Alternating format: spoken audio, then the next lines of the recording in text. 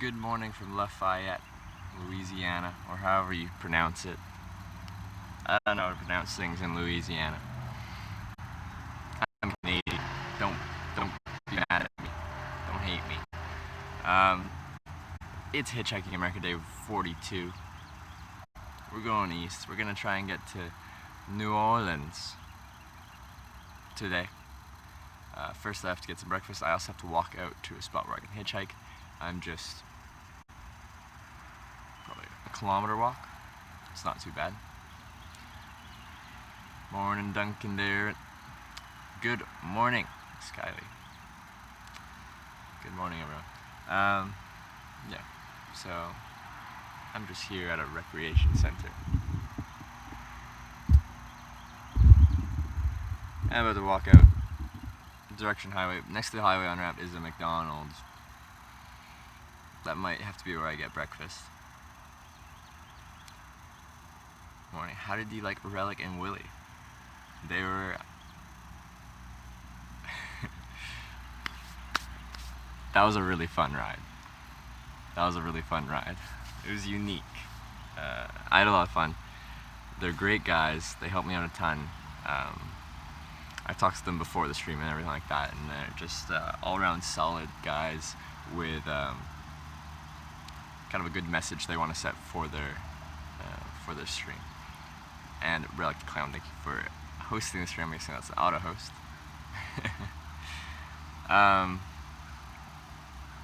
Yeah. They just have the whole message, like, don't judge someone based off of how they look, and trying to spread positivity. And yes, they're very entertaining. You're just watching the Todd VOD, Nabs. That's a good one to watch. Todd is the man. Good morning from Germany. Good morning from Louisiana, Gate Kappa.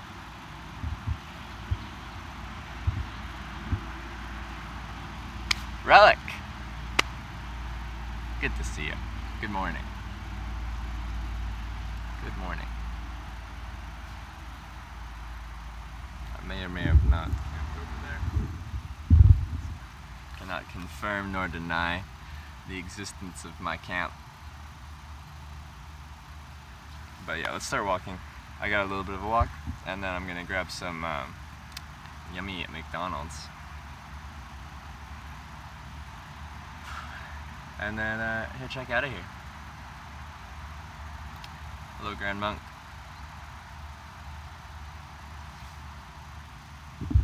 It's Victoria Day. It's Canadian holiday. I should be taking the day off. Hey, Panorama. Hey, Propan. Safe travels today. Thank you for the well wishes. I think it's gonna be a good day. I think we're like 3 hours away from New Orleans.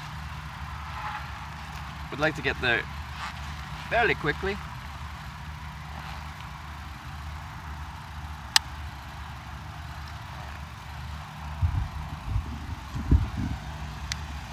This is Hitch Live. We're sponsored by the Scott Police Department. So welcome to Hitch Live. Our main sponsor, the Scott Police Department, is we're fortunate enough to be sponsored by them, and they provide all our water.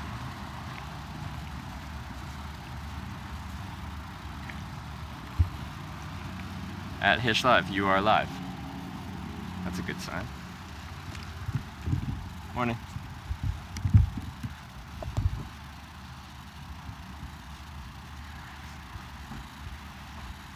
Good morning, Ryan. Jail souvenir. People were donating like bail money and stuff for me yesterday. You don't have any time predictions? Well, last time your time prediction was really good. I think you should give me a time prediction. You said I'll get picked up by within an hour last time. I got picked up in like 2 minutes of actual hitchhiking. You're my good luck charm. As far as getting picked up quickly. You and your time predictions. Morning, Drago. Morning, Serious Family TV. Good morning, everyone.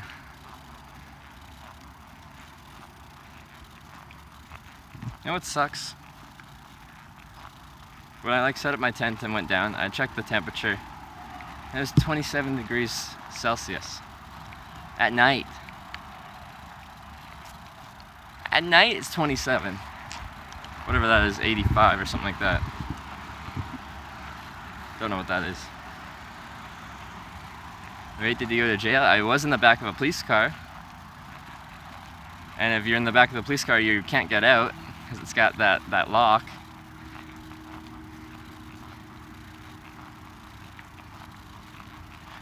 So, was I technically detained by the police? I don't know. Maybe. All depends on your definition.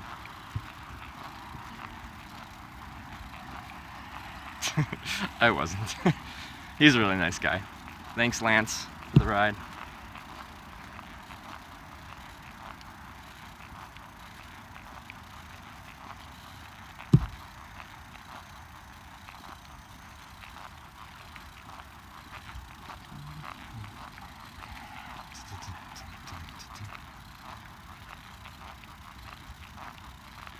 Now we gotta walk back to the on-ramp. Next to the on-ramp, I did see my golden arches. I saw a little McDonald's symbol.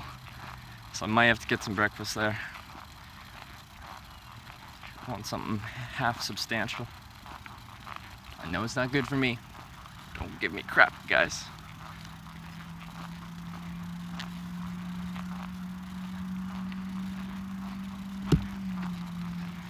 See you around faces.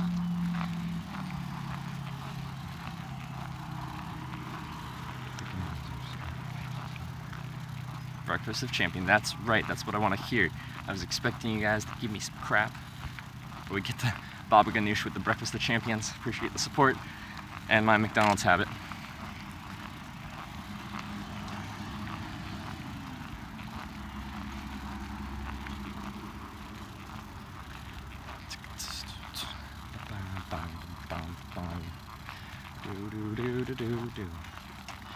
Met up again.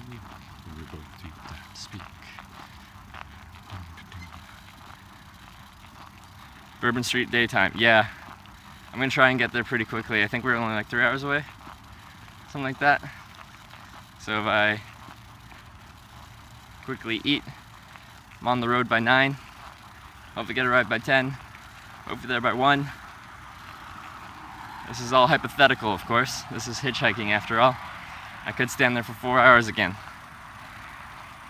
What do you get out of hitchhiking? Enjoyment. I honestly just like hitchhiking. I like the people I meet. I like the unknown nature of it. Every day when I walk out of my tent, like just this morning, I don't know what's gonna happen that day, and I like that. You're faced with a day of unknown challenges and triumphs and interactions. When someone picks me up, I don't know who they are, where they're from, where they're going, what their story is. I like that.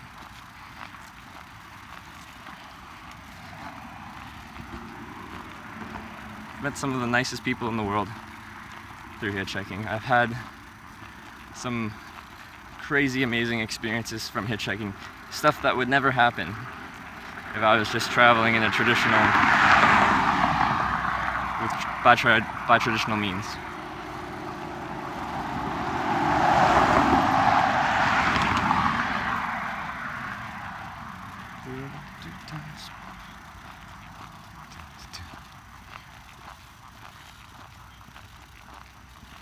How much money do you bring myself? As far as actual cash, I carry almost no cash on me. So I don't like to carry cash when I hitchhike. I pay pretty much everything by card. But I save up several $1,000s for a trip. I work, I save up money. I quit my job, I quit my Canadian life, and then I travel. And I never let the money run down to zero. If my money got low, I'd be going home. My money is one of my backup plans, in case you need to buy yourself out of a situation if something's weird, or even in case of a family emergency or something like that. I want to be able to buy my way out of a situation. Scaramanga, good morning. You want that top bit badge? Which sign do you want?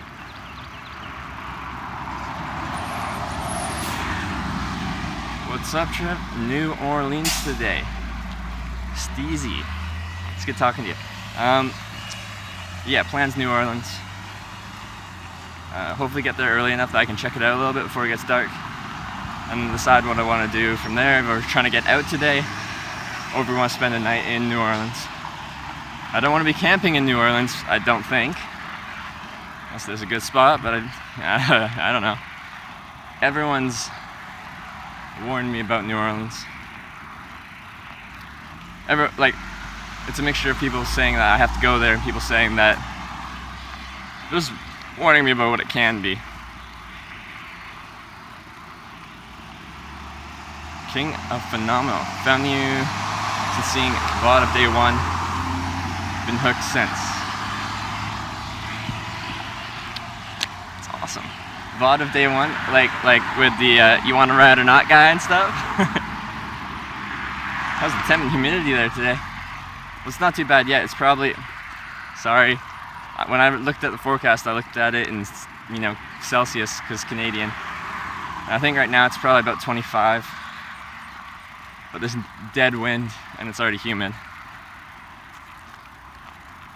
It's supposed to get to 30-ish, so 90 degrees-ish.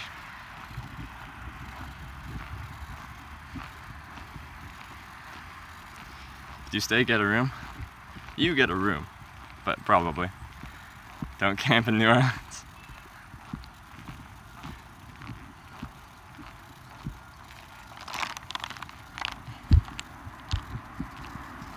Relic, thanks for the 500 bits. Have a great day. I think I will. I think I will have a great day, but thank you for the bits. I appreciate the support, and thank you for the ride, and thank you for everything else from yesterday. Extremely generous of you guys. I'm really happy I met up with you guys. Really happy. It was a really good experience for me, and I hope it was a good experience for you.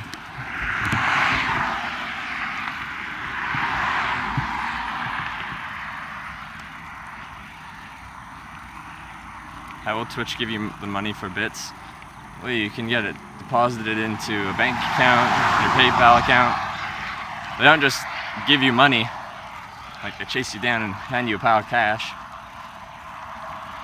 There's electronic means of depositing money.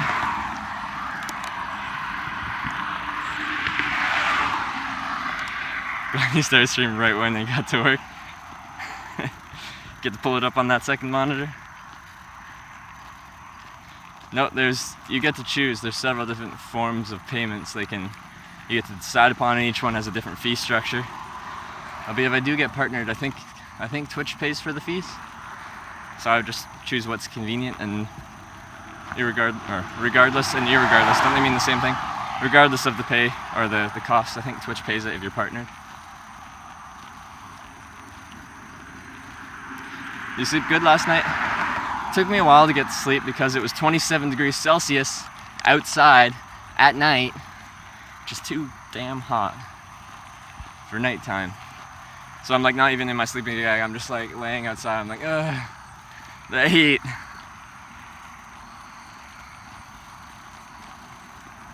It'd be funny if the CEO of Twitch came running with a big bag of cash. We need to pay you your bits out. Here's your money. And I'm off to the next streamer. Hope to make a TwitchCon for one day. See you there. Yeah, it'd be great to see you at TwitchCon. I hope you make it. I know that's a very busy weekend for you guys in the haunt industry. But it'd be awesome to see you guys again. Invest in a little fan. Then I'd have to power that little fan. And one of the problems we face on this trip is power. Power the stream. Power the machine, my body, you know? This stream's all about power and performance. Now I sound like Dr. Disrespect, don't I?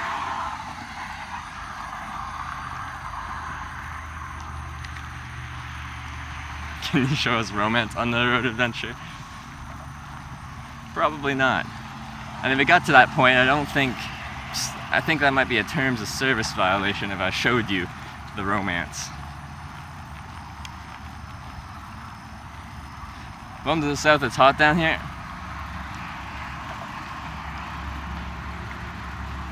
Whatever. I thought it was gonna be cold. I thought it was gonna be snowing. I didn't, but Just let me complain a little bit. Just a little bit. I try not to complain too much, but let me complain a little bit.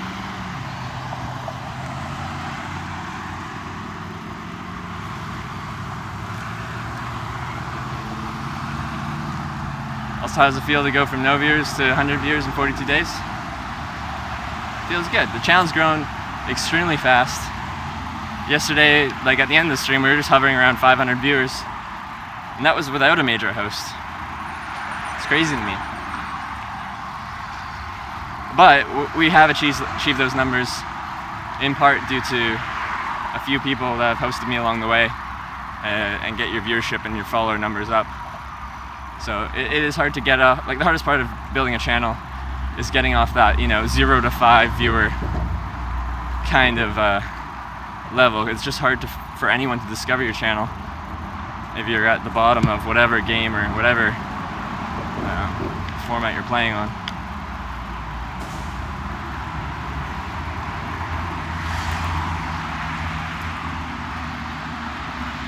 Dude, why are you hitchhiking? Because I enjoy hitchhiking. Like I said just about 10 minutes ago, I like the unknown nature of it. I like the people I meet along the way. I've met some of the nicest people in the world. I just enjoy it. As strange as that sounds to you, I honestly just enjoy it. Every day, I wake up, climb out of my tent, and that day is a question mark. Where am I going to end up? Who's going to pick me up along the way? Of those people that pick me up, what's their story? Where are they from? Where are they going? That kind of stuff. I just like hitchhiking.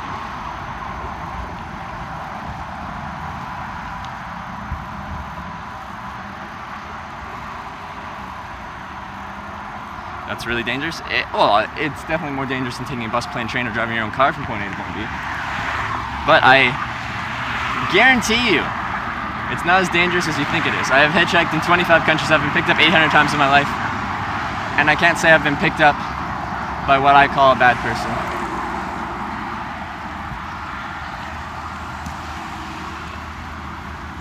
Oh yeah, my name's Sweet Tea. Sweet Tea Live.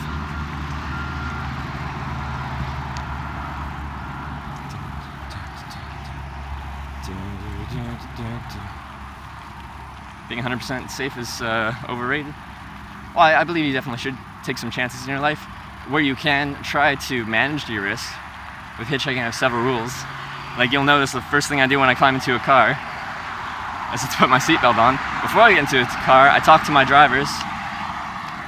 And if I get a bad vibe from them, just based off of having a conversation like, hey, how's your day going? Whereabouts you headed to? Like that, I'll turn down the ride. When someone pulls over, you still have a decision to make. Just because they pulled over doesn't mean you have to climb into the car.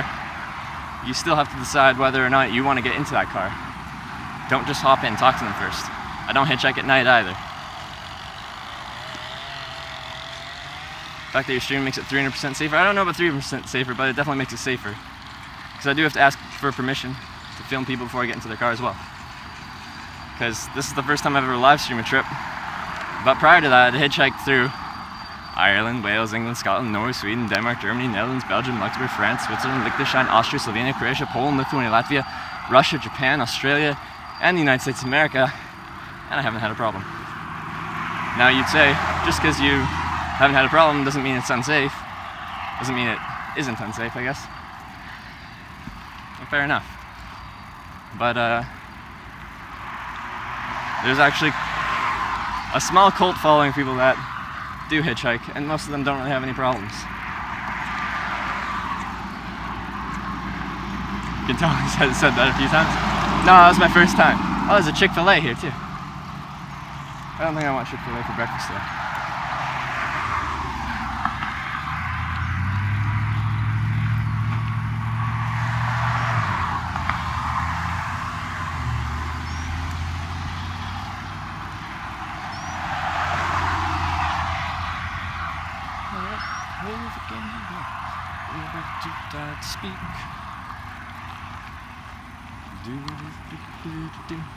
I see my golden arches. The calf going strong. The calf's feeling actually amazing. I think I'm back to like 95%.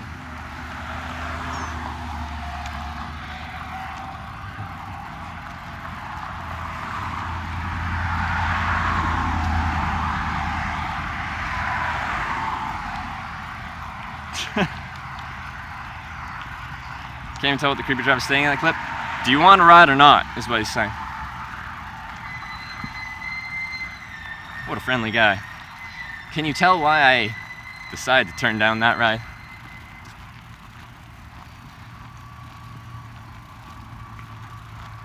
Oh, that humidity is killer. Really, people really wanted me to go to like Austin, Texas and stuff, but then I would have gone like Austin, San Antonio, then Houston. I'd probably be in Austin right now. And I want to get out of the south because it's hot. So I'm going straight east now, right to the eastern seaboard, and then heading north. Hopefully once I start heading north, I'll escape the heat a little bit. You get that ocean breeze at least.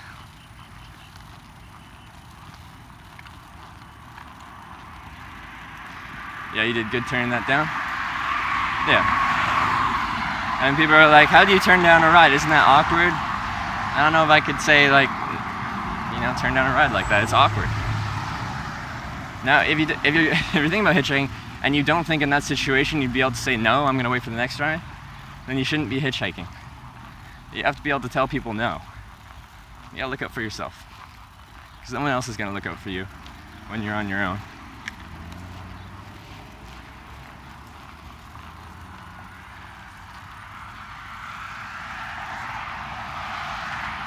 Should stay in the south. Go back to Miss Kylie and the family. I'd love to. I got goals. Got a mission to accomplish. We got 15 states down.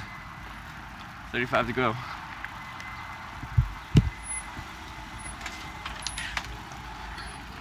Air conditioning.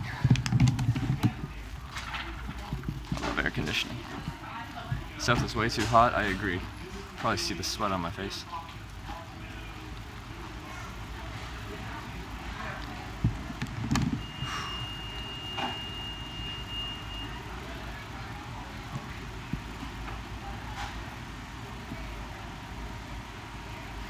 Head north and keep heading. That's what I'll be doing.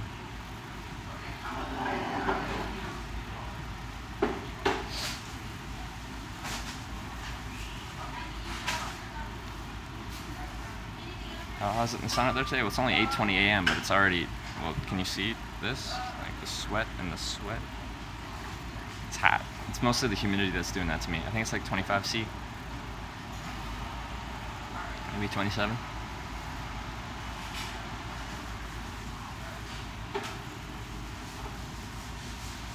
Don't forget the hash brown. No, they've got like a 2-for-4 thing. Their meals are less value. Morning. You guys still have that like 2-for-4 deal for breakfast? Yeah, can I get 2 sausage or bacon and cheese McGriddles? Okay. And a medium iced coffee. Flavor? Just regular.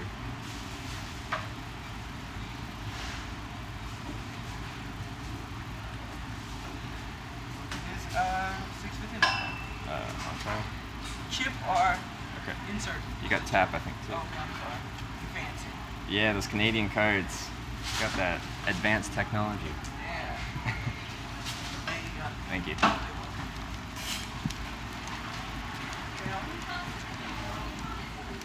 It's not hot yet? It's hot for a Canadian. Sweet tea, not buying sweet tea. Iced coffee this morning. But if I go to like a restaurant, I get sweet tea here. Sweet tea, please. See if any. Oh, they do it outlets. That's nice. Oh yeah. Set this up. Give it a little bit of charge.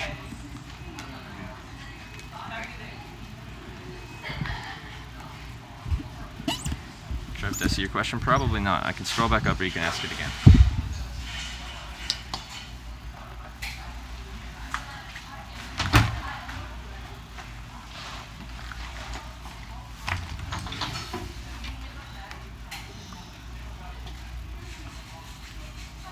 See that? See that? With the live stream booming, are you able to hitchhike forever now with donation bits? Yeah, the stream is sustainable. I can do this indefinitely at this rate. with my current spending, with the current support I'm receiving from the stream, I can do this indefinitely.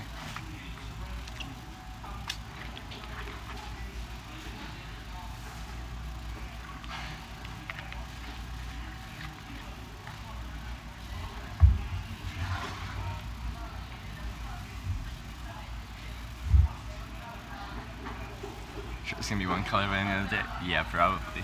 Unless I get a ride quickly and I get a nice air conditioner.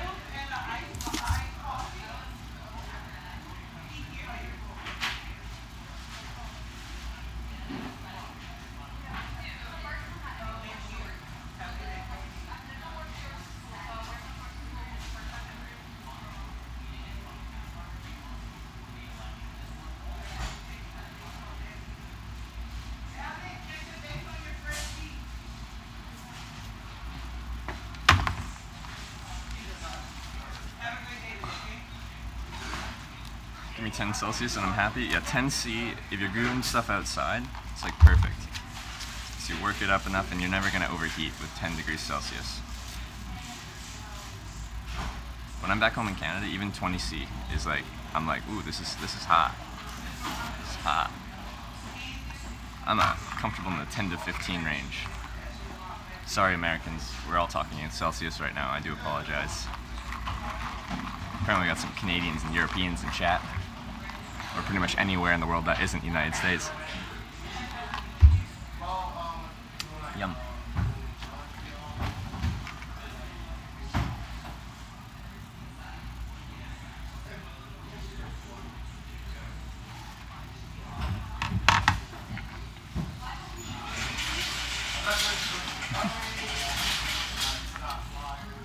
For 2024, it really depends what you're doing. Like if I'm just like sitting outside on the deck or something like that, yeah, I'd like to be in the mid-20s. If I'm actually doing something outside, like I'm walking with this backpack. If I'm walking with this backpack on, maybe 5 degrees Celsius would be nice. Because then I can walk as hard as I want and I'm not going to sweat too hard.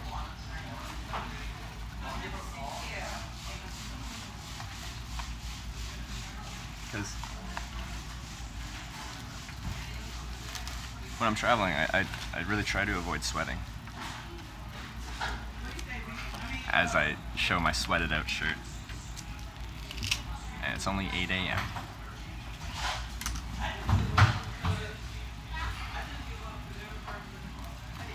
Just while I'm here, might as well get a little bit of charge. I don't plan on sitting here too long, but you guys know how long my social eating streams can last. You only know how cold -40 is from this stream? Oh, you only do, yeah. It's cold.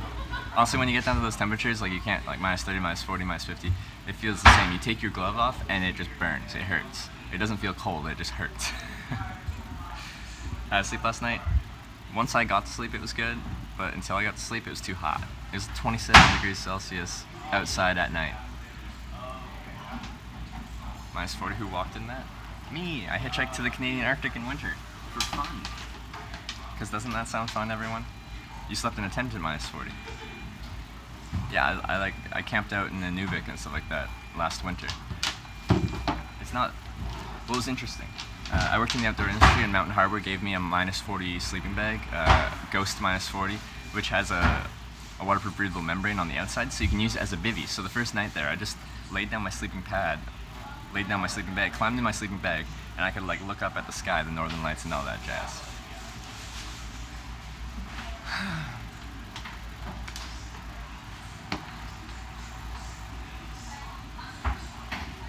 Just plugging in my stuff.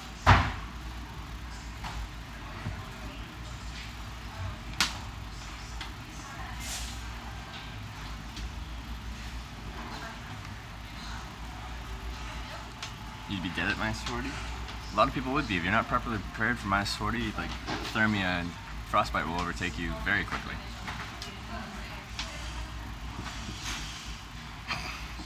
Love my shirt, great pattern on the back.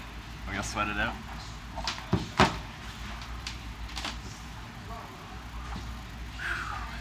You would just skip New Orleans and keep traveling? Everyone wants to see it, and I've never been there. Honestly, I want to see it too. I know, like, it's gonna be hot. Like, I'm sure you're losing a ton of liquid. I can tell. You can see, I can see, we can all see. Liquid is being lost. Hitchhike in the Arctic in winter, Trevor, you're crazy.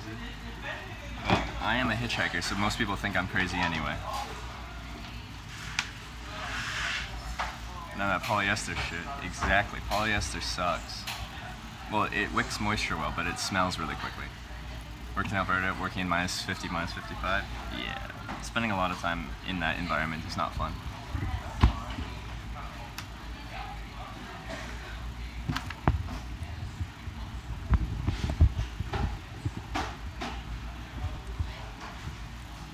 No fluoride in your toothpaste?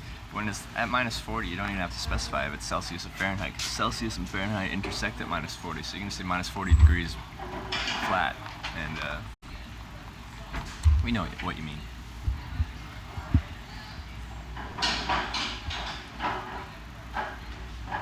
I think I missed.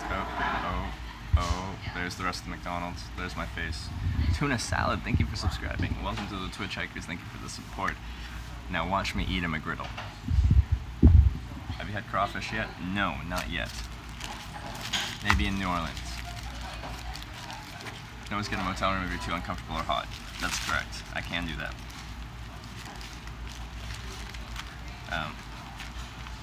I don't want this to be like, I tell you guys I channel my inner Bear Grylls and drink my own piss and stuff like that, but I don't want to like be outside doing my hitchhiking and like things that I consider like kind of out there things during the day and then just go to a nice motel every night. Part of hitchhiking and traveling like this is living in a tent and being outside like 24 hours a day except for when you're in a vehicle.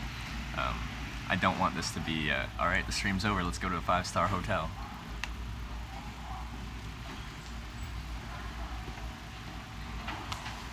This is what hitchhiking's like. Living in a tent, hitchhiking, meeting people.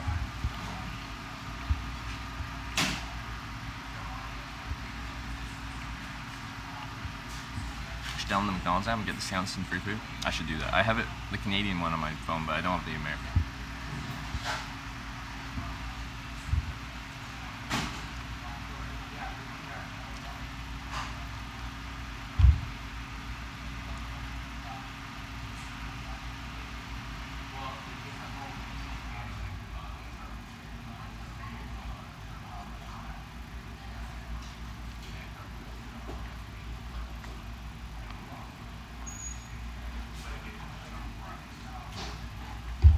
Like, with that said, essentially what needs to happen every third day is I run out of power, and I'll need to plug in that day. Otherwise, there can't be a stream, and the whole purpose of this whole trip is to live stream it.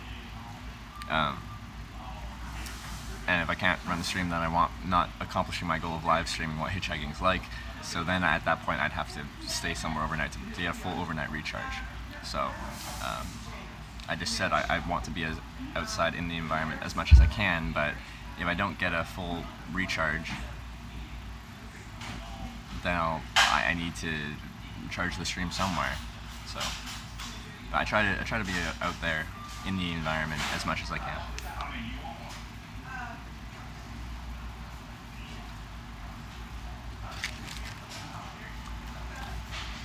Forgot to plug everything in. Let me do that.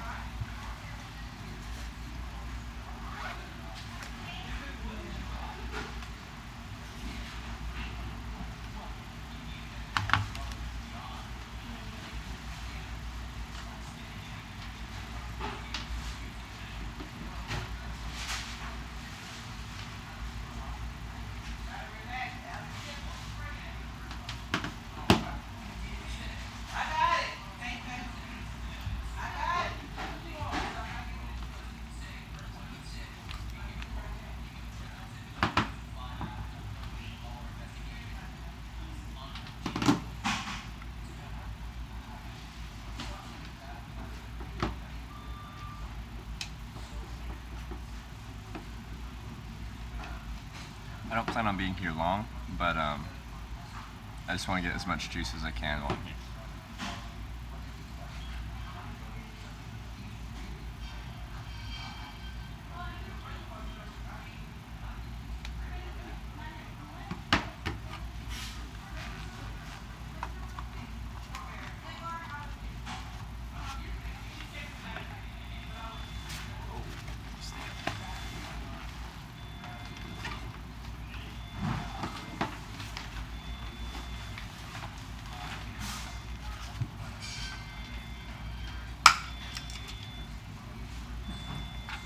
an example of one of my 20,000 milliamp hour batteries.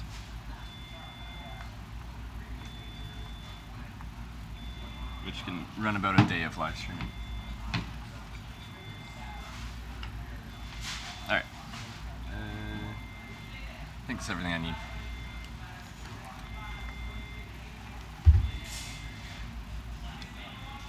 20K for real? Yeah, it's a 20,000 milliamp hour battery. So 20 amp hours.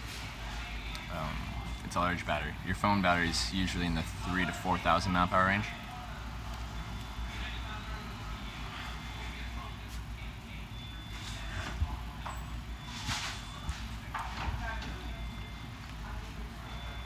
Is McDonald's your go-to place to eat? No, it's just sometimes there and it's convenient.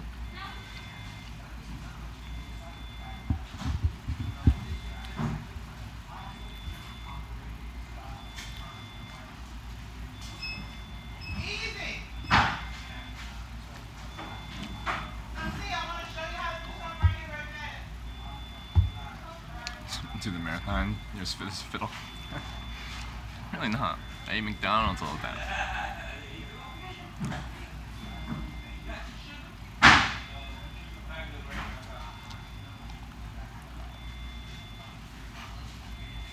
Turn the green screen off. Never. Never. You will never see my home office where I create this environment. It's all fake.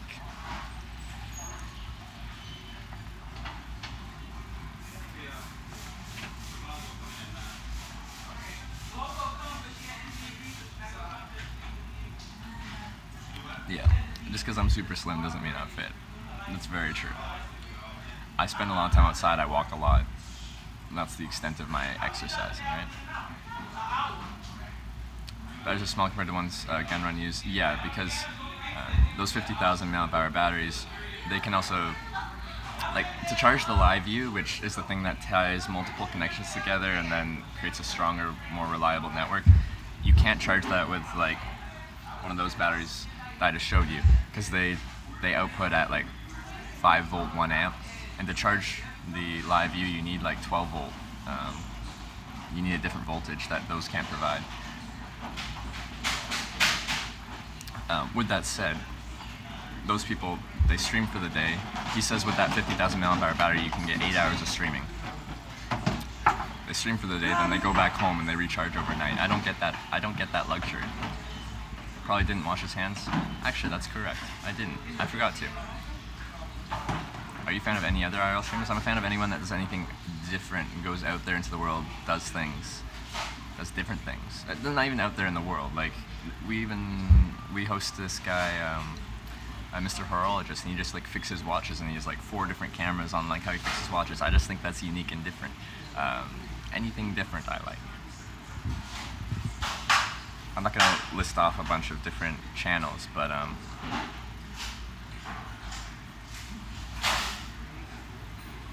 waiting for the reply on Bass Pro Shop / Cabela's sponsorship reply still. That would be an interesting sponsorship.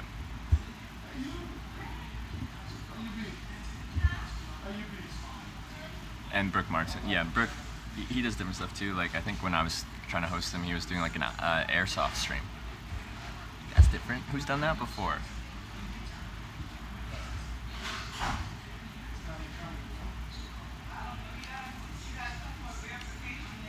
Need a shoe sponsorship? You don't like my shoes? What, you talking crap about my shoes? I love my shoes. They're gonna fall apart on me, but I love them. Hitch Live, sponsored by the Scott Police Department.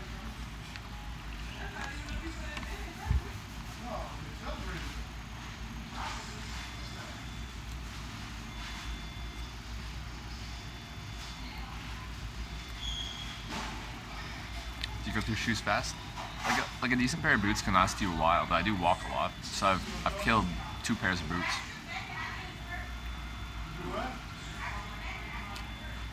I've been to Vegas? No, not on this trip. It's in Nevada, and it's illegal to hitchhike in Nevada. At the start of this trip, I was going to hitchhike just through the states where it was legal to hitchhike, which is 45 of them.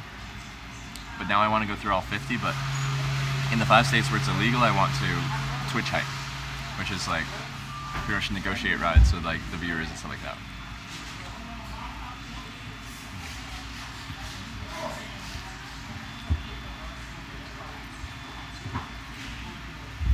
Two pairs of boots on the strip? No, just one.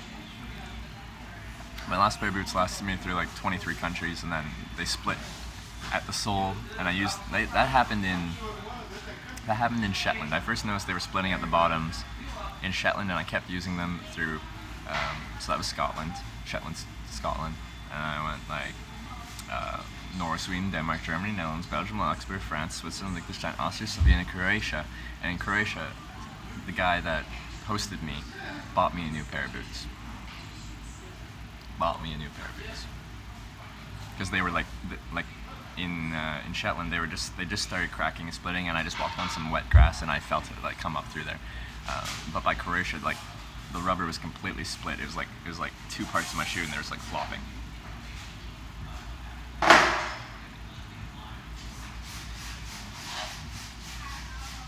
Have you made it to Arizona or New Mexico border with Mexico? I want to see Trump's new wall. I went to Arizona and New Mexico, but I didn't go to the Mexico border.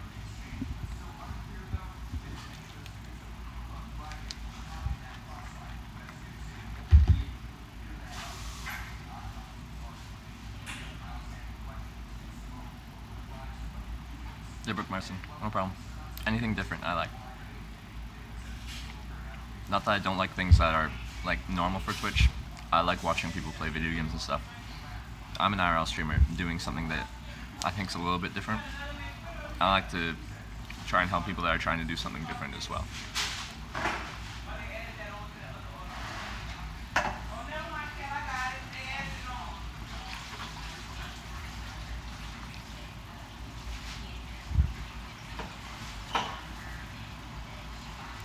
Morning, Bernie Cantrell.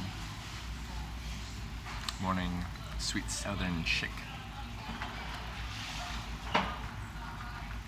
You own 13 pairs of Red Wing boots for different tasks you do. Expensive, but there's definitely a boot for every task. I don't think you need that specialized of footwear, but to each their own. 13 pairs of Red Wing boots are awesome. I agree with you. 13 pairs.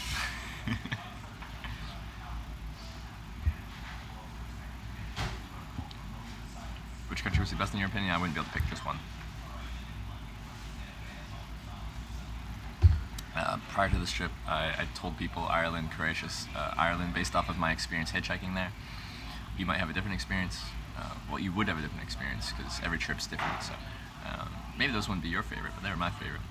But I've been telling people for a little while on this trip that this trip has become my favorite trip, which means that the United States of America has kind of, if not become the number one trip. It's at least in the top 3, top 4 countries. I really like having this this chat interaction. I like the live streaming process. It's really cool. There's a lot of down period with hitchhiking. You guys like kind of just like hang out with me, talk to me, ask me questions, give me crap about things, tell me how to hitchhike.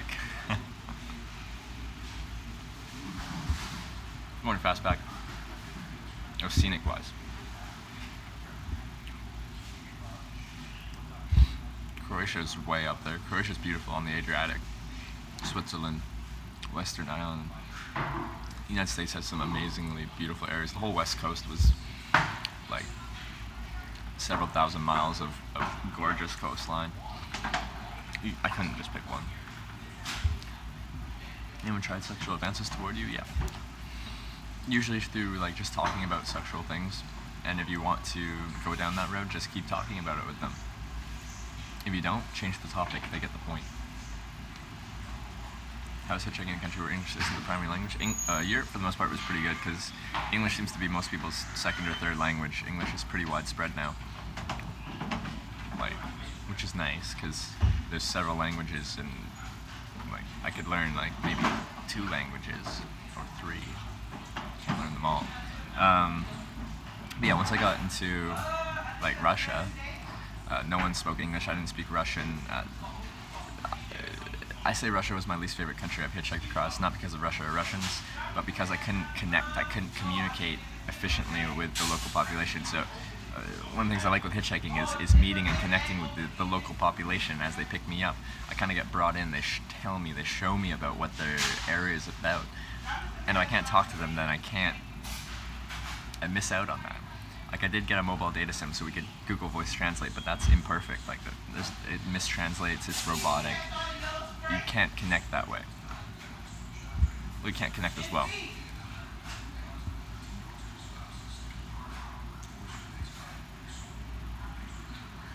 How have your fellow Cajuns been treating you? Excellent. Had a great time down south here.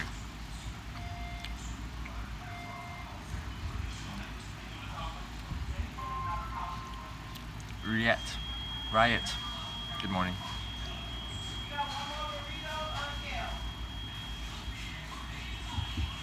America's always number one.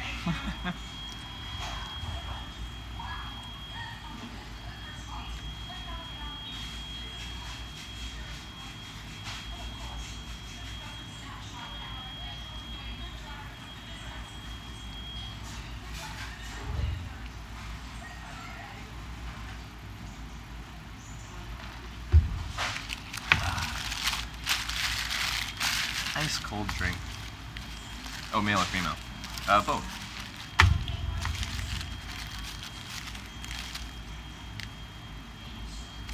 With that said, it's uncommon. Like, if you're hitchhiking, that's not going to happen very frequently. But it does happen, given enough time. 800 rides, you're going to see a lot of different things. If you don't know in Florida, definitely see St. Augustine. It's oldest city and very cool. Yeah, that's along my route. I'd love to check it out.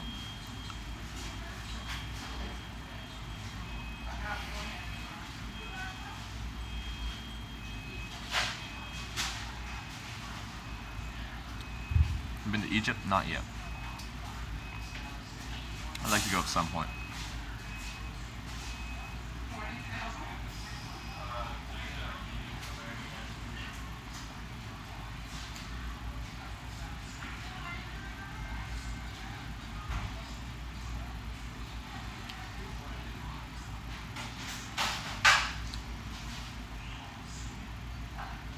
You're in Louisiana, you gotta get Popeyes. That's a chain. That's a nationwide chain. I've already had Popeyes. I had Popeyes in California. I'm sure there's a lot of better chicken places than Popeyes. Apparently we had the best boudin yesterday. Anyway, some kind of Louisiana thing. It was good. It was spicy. Sun's out, thumbs out. That's right. If you hang out here in another 30 minutes, we'd probably be out on the road with my thumb out in the sun.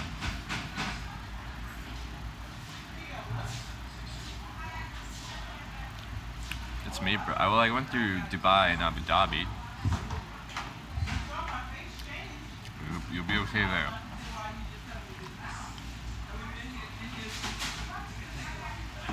He's the slowest eater ever. Don't judge me. Let me eat in peace. But Andreas, you just made it a tiny bit slower. Just a tiny bit slower, because I had to respond to you. I didn't have to respond to you. I could eat your in silence and stare at you while I slowly chew.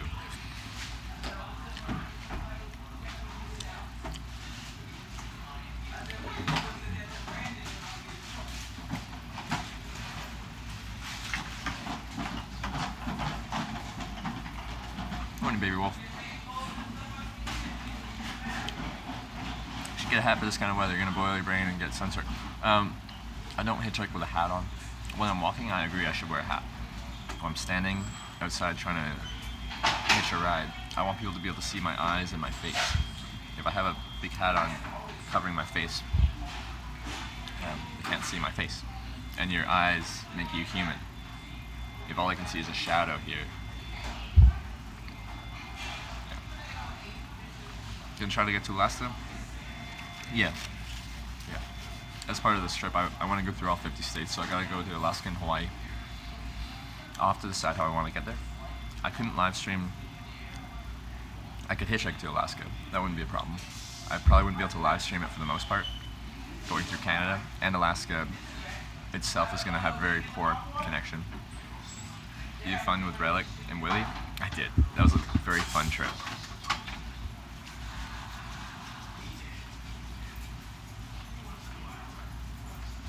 Hey, how's it going? I just want to be news. I've been looking at you. Oh, you mean look at me? Yeah, so it's a live stream, so there's people watching, and that's why I'm talking to it. No, it's okay. You can, if you want to come say hi, you can. I kind of stuck my head in and I saw. That's fine. I like meeting people. The trip's about meeting people, so Oh, really? it's hitchhiking. So Oh, yeah, we had a group last year. a group that was hitchhiking? Yeah, Really? there's a whole group. Like, Really? maybe about 3 women and 3 men. Really? That's cool. Around Yeah, that summer. I'm just by myself, but there's 170 people watching me eat McDonald's. So. Oh, okay. Well, have a good day. I And will. be You careful. too. I will. Thanks.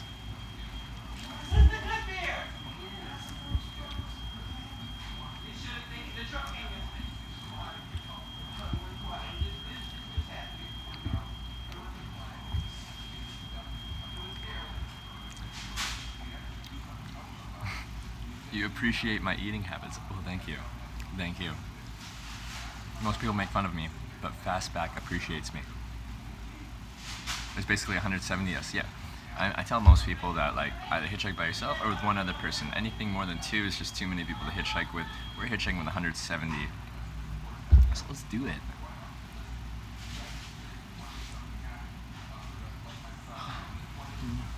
Did you go through New Mexico yet? Just a little bit. I went through like Arizona, Northeast, and then like through Four Corners, and then I got picked up at Four Corners by like this cool Opel GT, like a 1970 like kind of sporty car, and then we only drove like maybe like 10-15 miles through northwestern New Mexico, and then up into Colorado to Durango.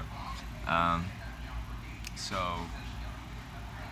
technically, yes, I added it to my list because I caught a ride at Four Corners, which is right at the Four Corners states, and then that ride took me through New Mexico.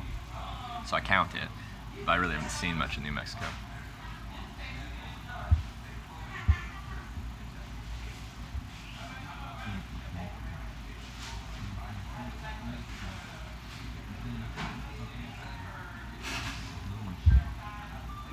Problem is I speaks with my hands. Isn't that good for like kind of like adding a little bit of energy? But when I'm talking to you guys, I can just kind of naturally do that. I don't know why. I just use my hands.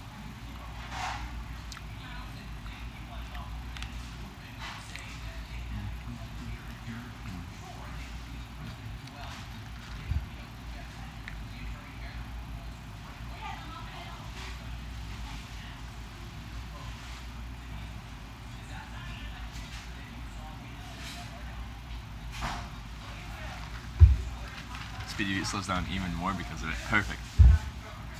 Should you skip college and hitchhike for a year? As in like a gap year between when you graduate high school and when you go to college? I think a gap year can be pretty beneficial to a lot of people. It really depends. Some people struggle to then go back into the school, like go back to college and like back to school.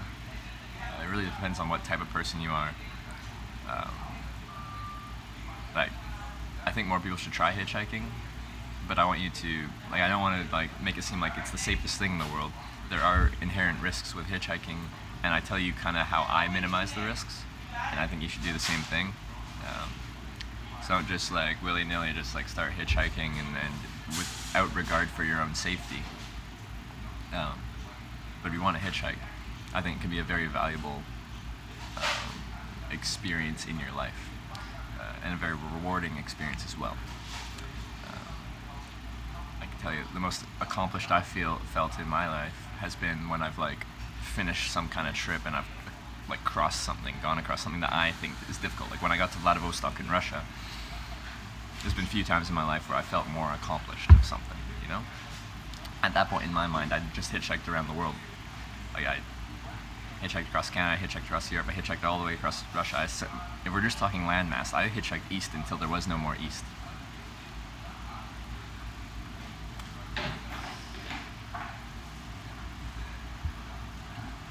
swing by Calgary? You come with me? I come by Calgary. Like I lived there for a year. I worked downtown. Out there, Adventure Center on Stevens. It doesn't exist anymore, but I did a year ago. Yeah.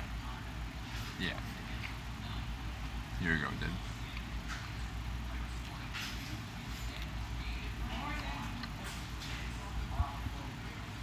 Morning vapors.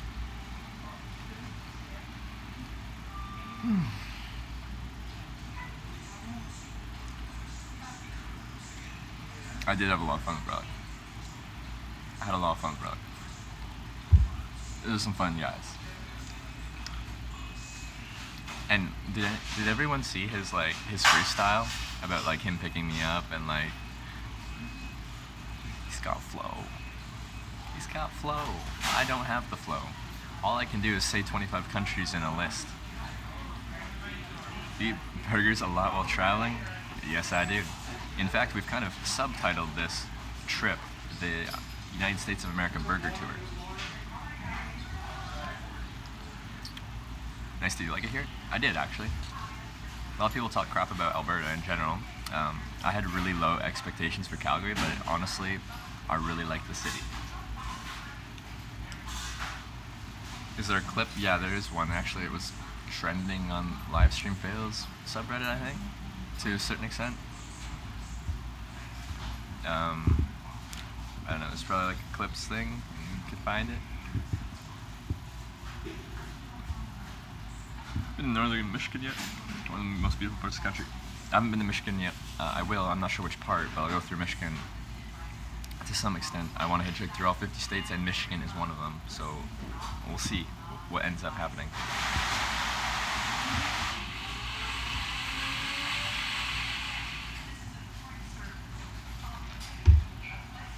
Venture flying sometimes. Did you hitch a ride on a plane? On this trip I have. I've hitchhiked on 4 airplanes on 6 flights.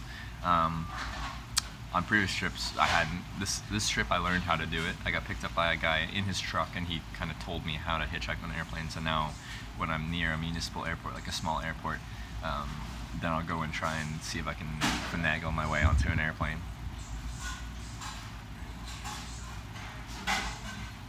You hate Livestream Fails?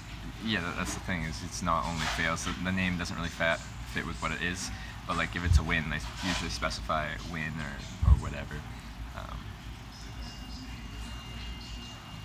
Try to get to Sleeping Bear Dunes. Where's that? Is that in this area or somewhere else? Or is that up in, are we still talking about Michigan?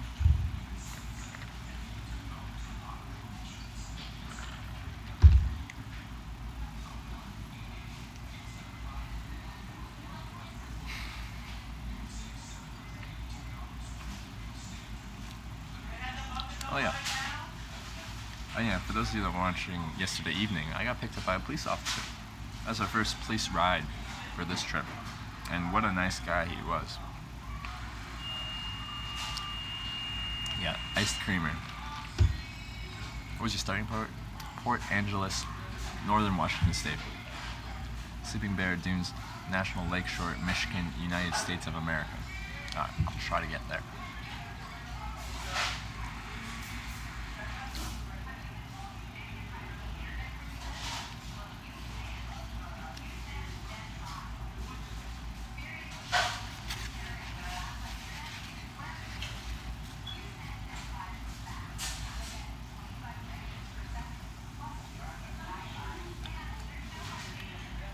Officer Lance, that's correct. If you do want to see the different types of people that pick me up, I have my Instagram link down below in like the different panels. And Officer Lance is on there.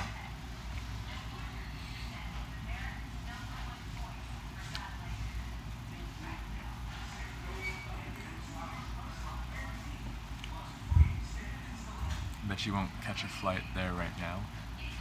Well, I don't think I'm near an airport.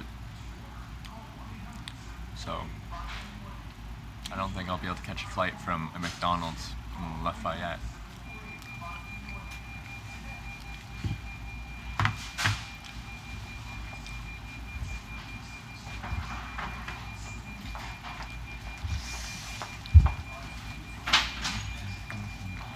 Actually, I am curious. Is there an airport around here? I do like trying. Some people get mad at me because sometimes I spend a little bit too much time in airports trying to hook a ride up on a flight. I spent a day and a half in Wichita trying to fly out, and then it didn't work out. I just really like flying. Technically, the guy at the airport in Wichita that he had ice cream with was the cop too. That's true. Met him when he was on duty, and then I met him later. He like picked me up when he was off duty, and we just hung out, grabbed some ice cream. He took me to a place where I could camp. Let's see.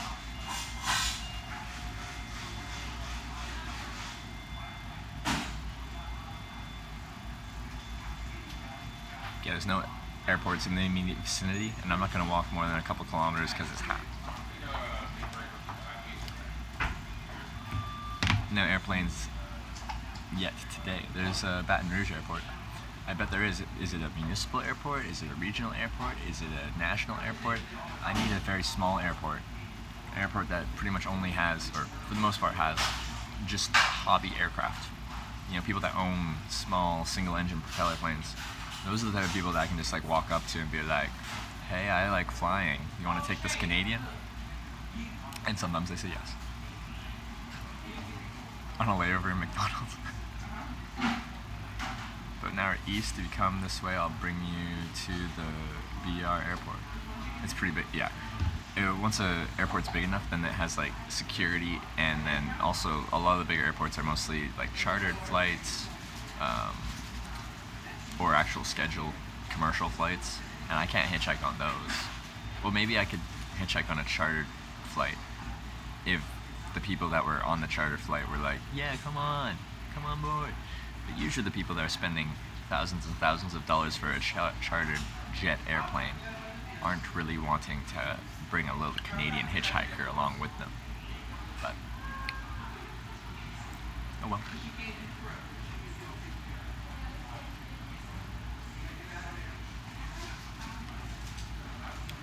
Pop yesterday was awesome. Hopefully he comes and watches sometimes. Yeah, and then when I was like updating my Instagram yesterday, he just has a beautiful smile. He just has a very nice smile. Do any female drivers pick you up? Yeah, about 15% of my rides are from female drivers.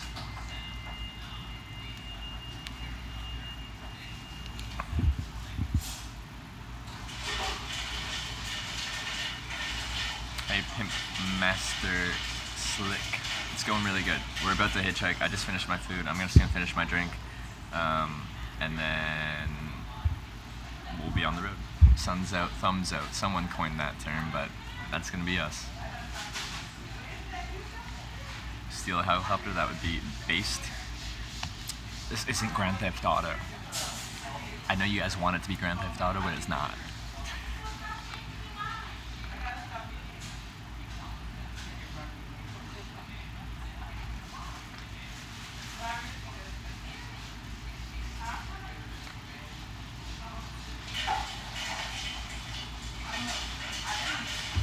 Have you ever traveled with a dog? No. Dog's a lot of responsibility. At this point in my life, I only am interested in taking care of myself. Does that sound selfish? I don't know. But I know I can look after myself. I know I don't need very much just to keep myself entertained and keep myself alive. Once I have other dependents, like I have to take care of them.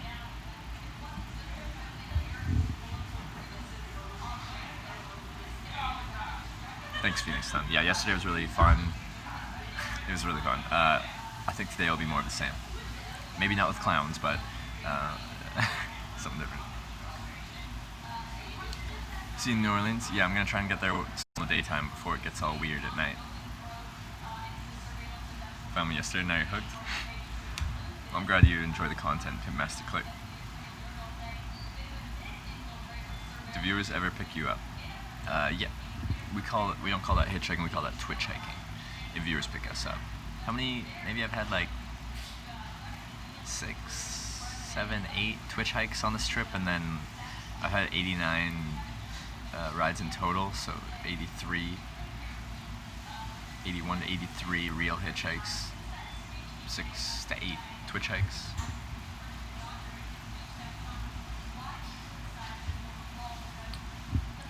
past year near you, you'd pick me up for show. Well, I appreciate that. Northern Script. You want to see that voodoo? I guess I can show you that. It's fun at night, just don't go I'm not going anywhere at night with that backpack in those areas. And not with this live stream setup either. That's not my content. Watching you from work. Well, good morning. I'm watching your text from Louisiana. When are you going to Missouri? It's going to be at least another month. Do you carry an umbrella? No. I have a rain jacket and rain pants. Got you when you come to Michigan. Alright. If you want to like hang out, you want to give me a ride, you want to give me a place to stay or anything like that, if you send me a whisper or send me a personal private message or whatever it's called in Discord, then I'll add you to a list that I have accumulating of different people from different places that have offered me a ride, a place, friendship, anything like that. I just can't add it to the list while I'm live streaming, and I'm going to forget if I don't add it to something, so. As long as you like mom bands, I love mom bands. They're very comfortable. Very comfortable.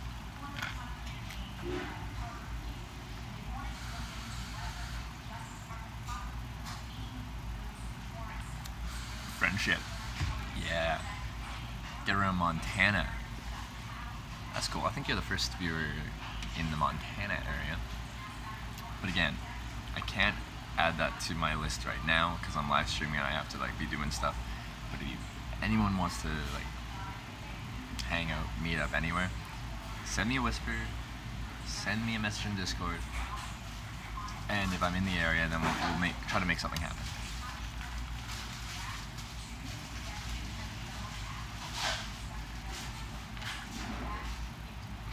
Hello, you're from Connecticut. Hello, I'm from British Columbia, Canada, but I'm currently in Louisiana.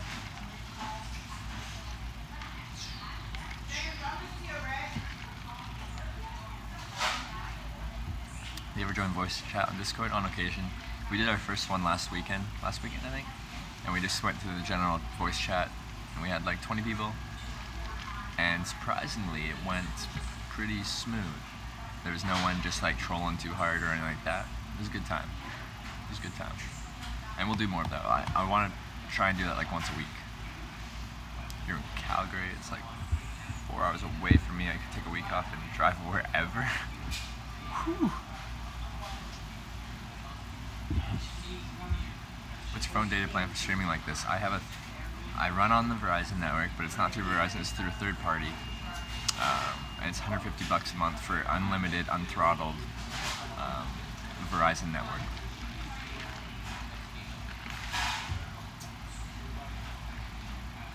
Yeah.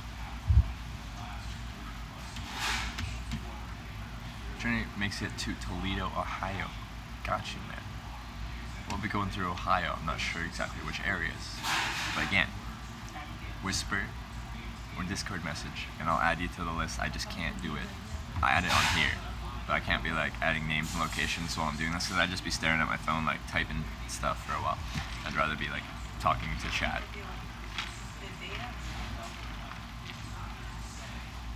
Just gotta finish this. Go to the washroom, then we'll go.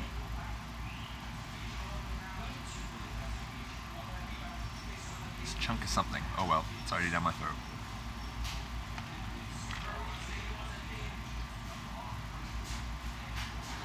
That's crazy. In the UK, you can get unlimited plans for $20-30. Is it unthrottled?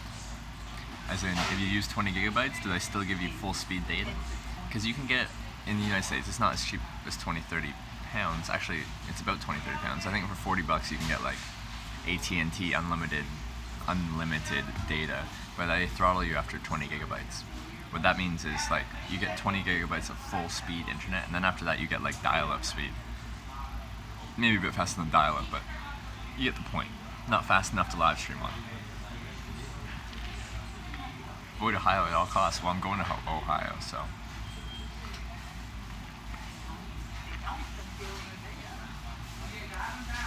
I'm not avoiding any state. I'm going to all of them.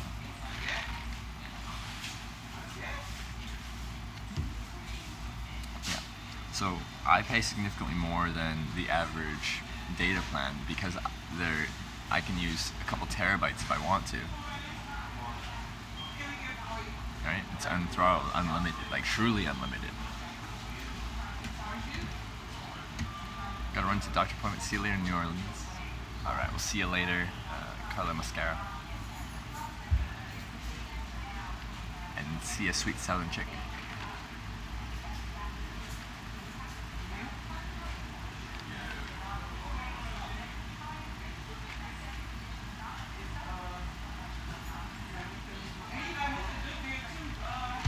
And Buffy Summers. Currently, I'm just finishing this drink and then I'm packing up and then I'm going to the washroom and then we're going out on the road. It's just like a block away, the on-ramp to the I-10 east direction, New Orleans.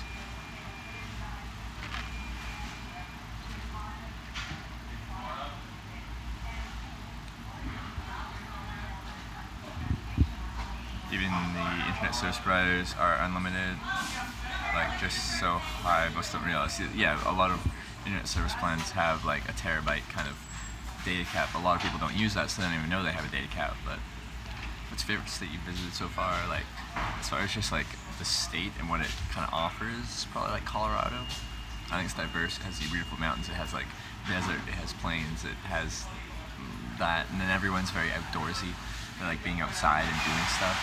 So that's fun. The whole West Coast was beautiful too, as well. But I think I met like the friendliest people in the world in Kansas. It sort of depends what kind of quality we're looking at in a state. Maybe we should hitch a boat to Puerto Rico, specifically Puerto Rico. Maybe. I want to hitchhike a ride on a boat on this trip. I'm not sure where to or where from. Good luck today. Let the good vibes flow. Thank you, Vapors.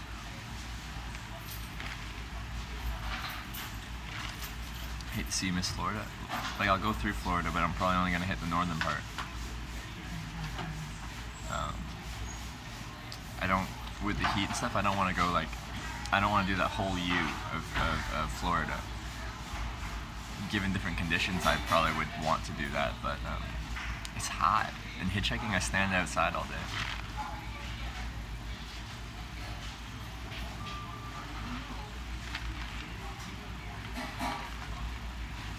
Puerto Rico is a territory of the U.S. and it is close-ish to the U.S. When you say close-ish, what do you mean?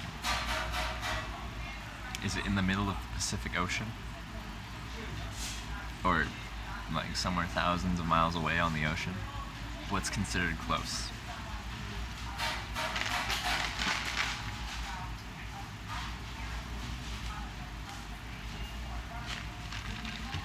Might be difficult to get rides in Puerto Rico. Why's that? I'm guessing it's a smallish island nation. If they have vehicles and there's people driving around, unless there's no vehicles, then yeah, it would be hard to get rides if there's no vehicles, but I'm guessing they have vehicles.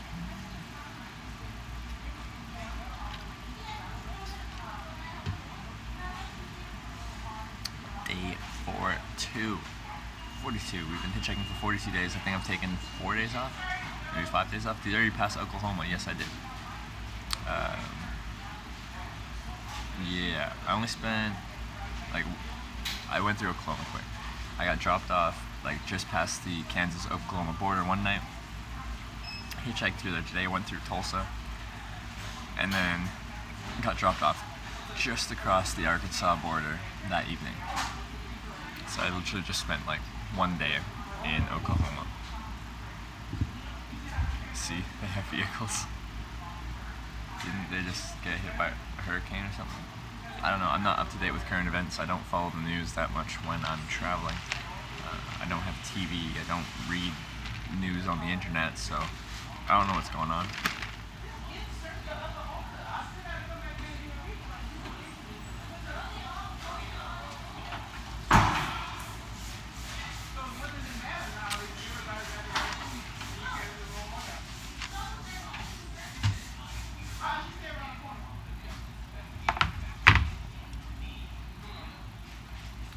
And we get to use the sign that Relic and Willy Vodka gave me to get to New Orleans.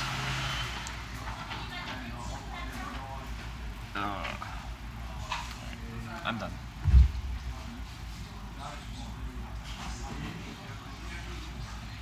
Hope we got a little bit of charge in.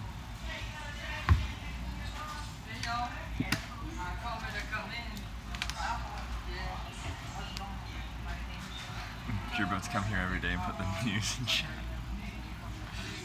Are you?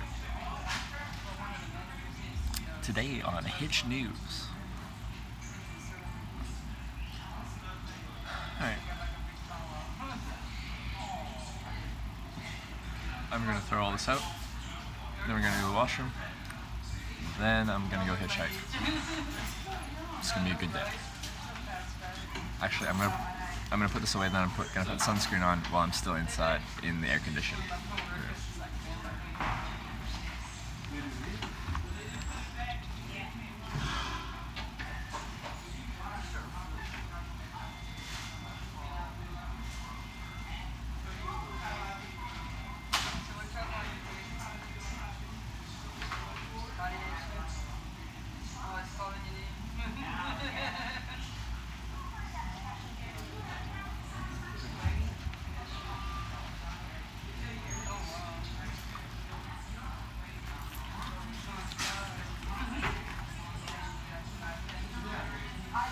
Thanks, Relic.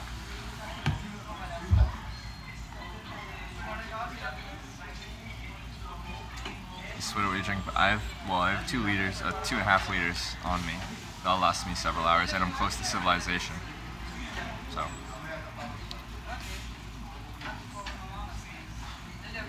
As I get sick from most vegetables, spending all day outdoors doing stuff, my body just uses all the energy it provides. I know it's not the best, but it does the job required.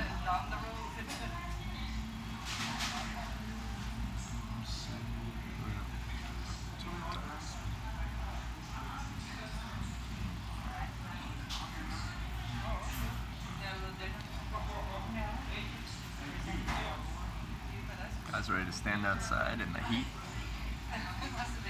from your air-conditioned houses and offices and everything.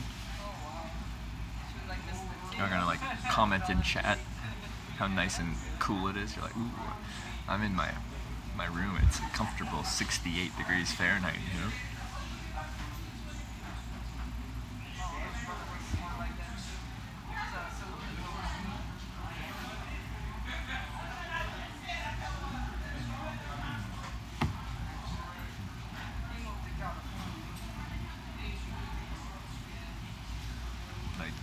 A lot of my food intake when I'm traveling is I'm eating to sustain myself. I'm getting enough calories into my body, and hopefully enough protein and all that, just to keep my body functioning properly. Salads are available, but they don't fill you up. They don't give you the energy. Yes, a salad's good for you, but this doesn't have the things I need. Possible to get it on a freighter. It's one of the territory islands. Bumping up the thermostat to 85 plus. Want to get the full experience? Yeah.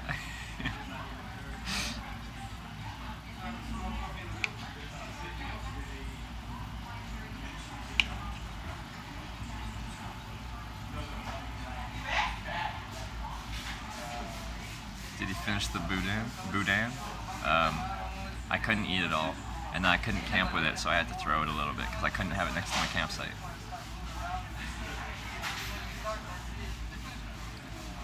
I made it to daily Twitch, best of Twitch, May 20th. Woo, I made it, boys. I made it.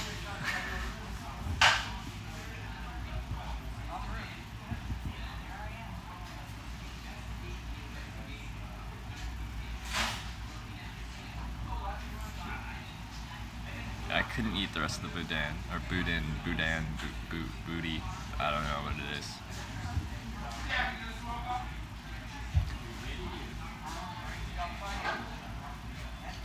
You would hit the produce section at groceries for all your food. They're cheaper and healthiest. Guarantee you it's not cheaper. Fruits and vegetables are not cheaper. As far as calories in, calories out, vegetables and fruit are not cheap. They're not.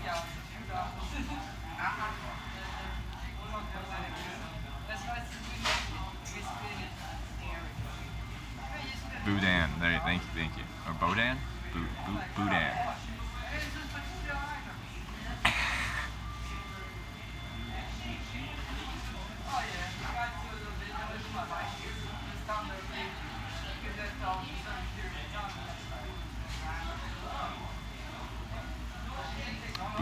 Boudin. Alright, Boudin. Thank you.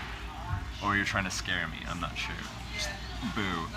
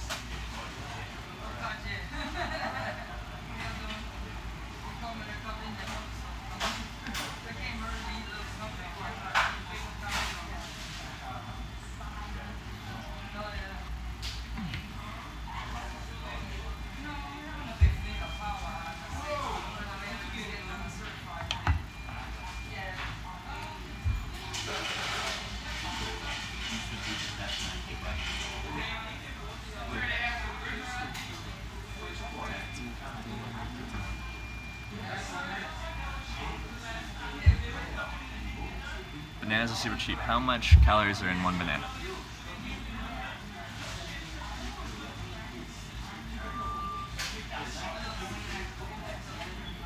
Also, now I'm carrying a pound of bananas.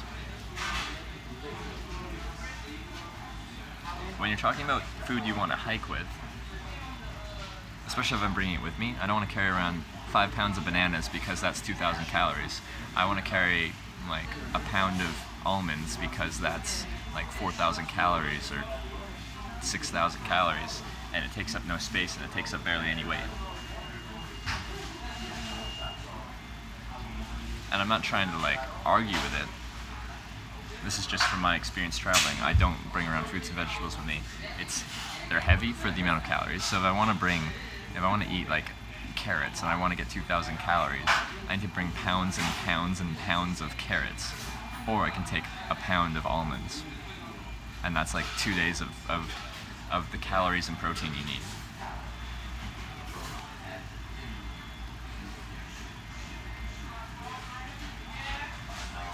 Like nuts are one of the best backpacking food. Almonds.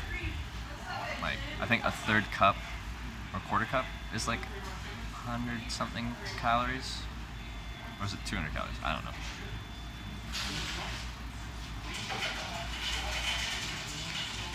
Also, I'd completely crush bananas. Within like 15 minutes, the bananas would be blackened and smushed. You can live by eating almonds. I think almonds would provide more nutritional value than eating just bananas.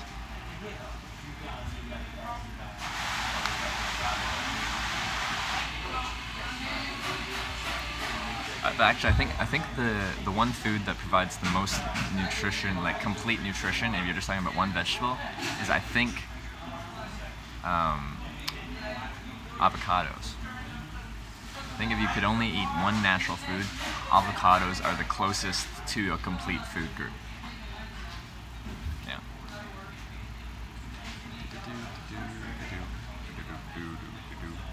And peanut butter is a good option too. Yeah, 1 tablespoon of peanut butter is 100 calories. A tablespoon, that's not that much. 100 calories.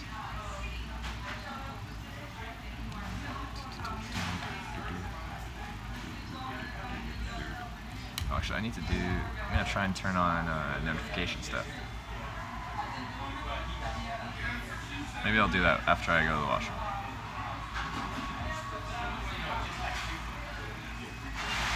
Big Mac of avocado. There you go. That's a perfect food group. Alright, let's pack this up.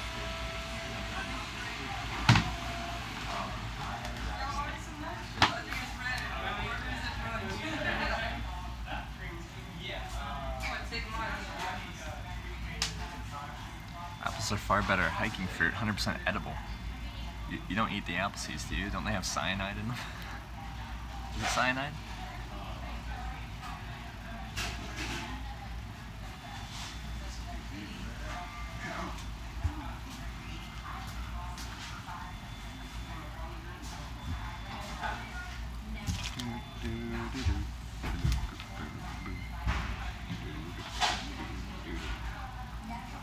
see your faces. Okay, that's good for now.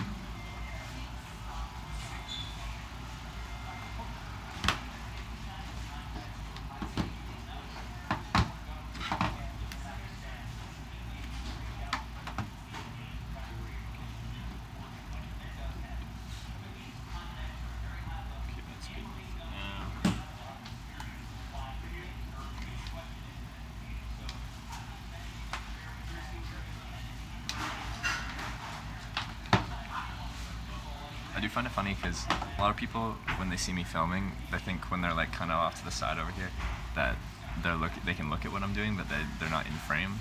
But with the wide-angle lens, they are in frame. Oh, it's arsenic. Okay.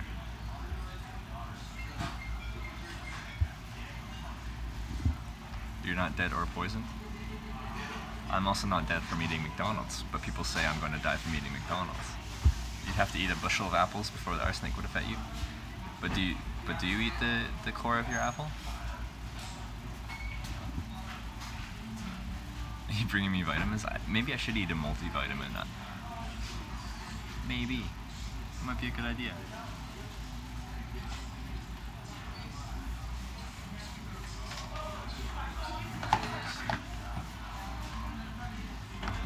Bring the wide, like, this whole setup's coming with me into the bathroom, just so you guys won't be able to see anything.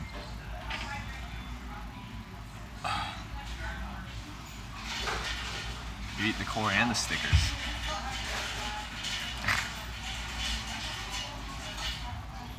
Yeah.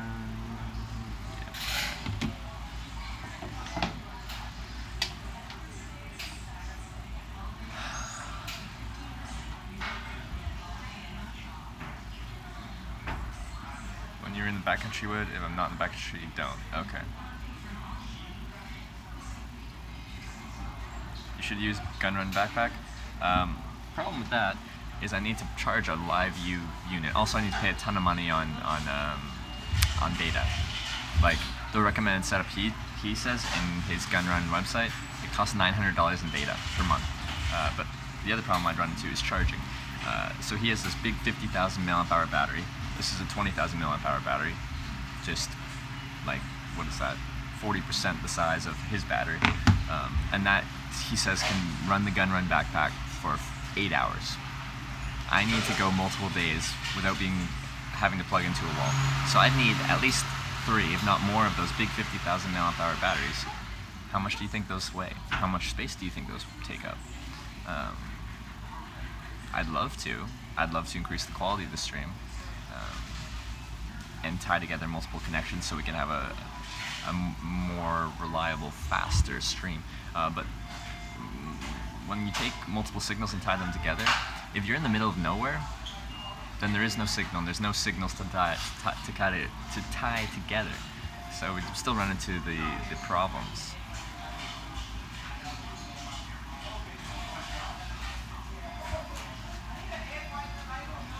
Gun run backpack does not cost like 9K. I think it's like 2K.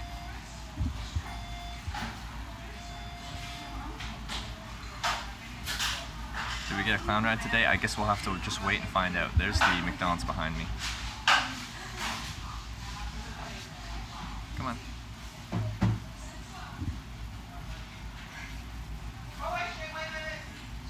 Does Trevor ever say hi to us? Yes, I do. Hi, big baller.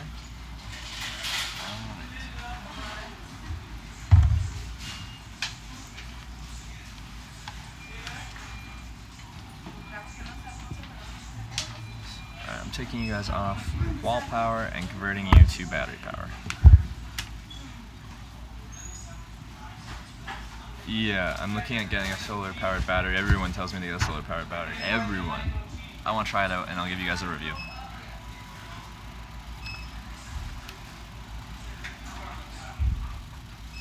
I will give you an honest review based off of my experiences using it. Eddie Bauer has them. I think you're gonna get a better deal online and be able to like read reviews and stuff like that. So I'm gonna buy one online. Had 2 clips get to the front page of live stream fails yesterday. Was it Rapping, Relic, and Cop Ride, or what made it? What was the other one? solar and wind powered pack.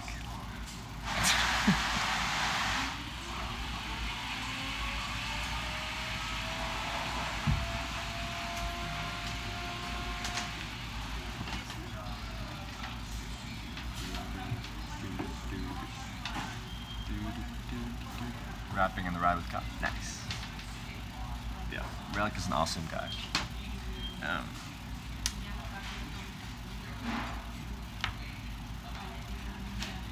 Hand crank charges, I'm not going to get very much from that.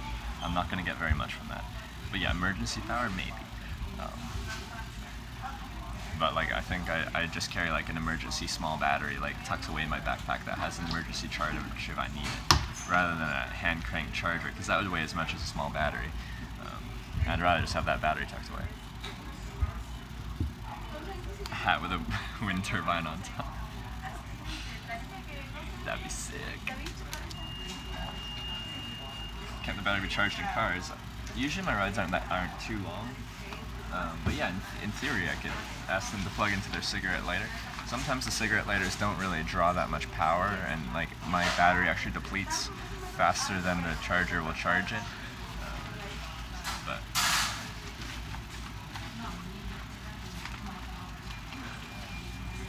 off-season tips: make a lightweight mobile battery backpack. A mobile battery backpack. Like, this setup is my living room, it's my bathroom, it's my kitchen, it's my powerhouse, it's my everything. I don't know how you're gonna get this that lightweight. I can certainly cut down weight significantly, but you're not gonna get this whole setup, and especially my house situation, my bedroom. You're not gonna get it that lightweight.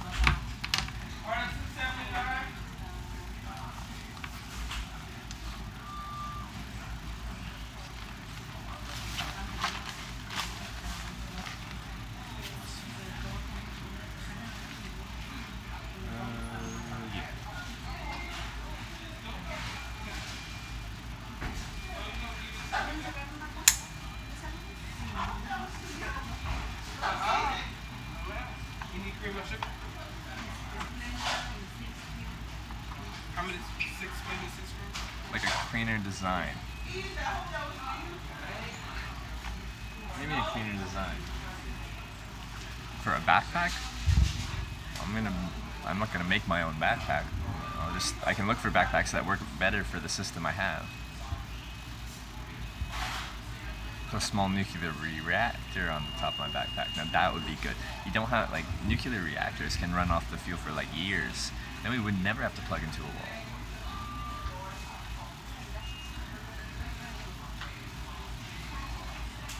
Less cables. But if I have 6 batteries I need to charge, I need 6 cables so I can recharge those batteries at the same time. I don't know how you're gonna cut cables. Like, you need cables to charge things, unless you have, like, you know, whatever that technology is that can do wireless charging. I don't think that's very efficient, and it also heats up your devices a lot.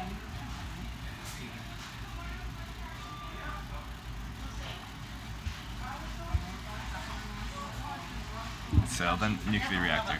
I think that would be the best option, nuclear reactor, just because of the lack of maintenance that you need to do. Like, you don't have to constantly be putting in new fuel into your nuclear reactor. So yeah, we'll look into that.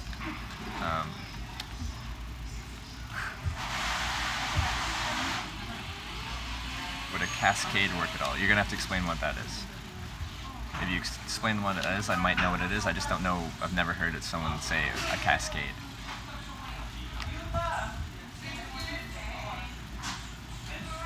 Like a water powered.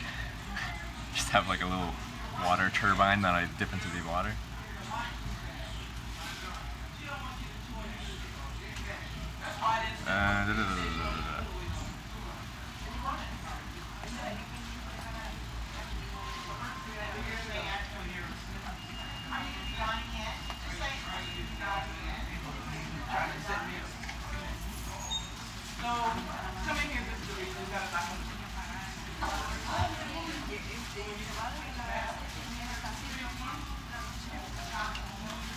Alright, Relic's here.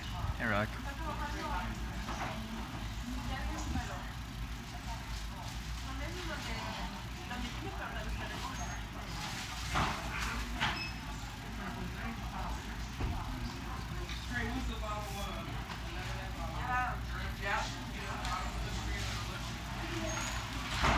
Just you probably gotta get a free pad and pull it all out.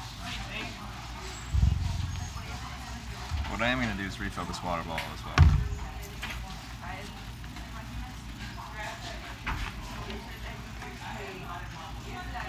Water's heavy, but you should always carry more water than you think you need.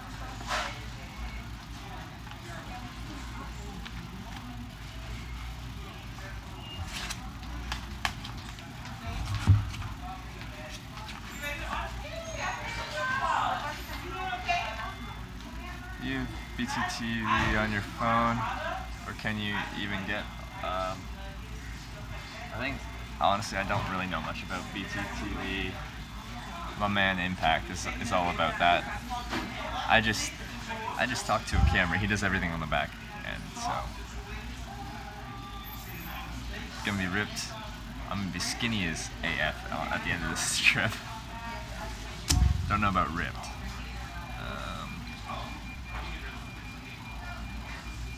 Quickly fill this up. I'll be right back, and then I'll go to the washroom, and then we'll go.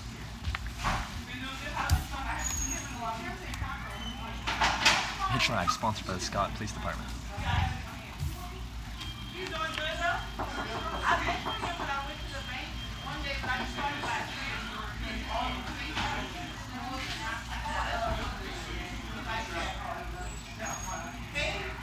Good. You can do it.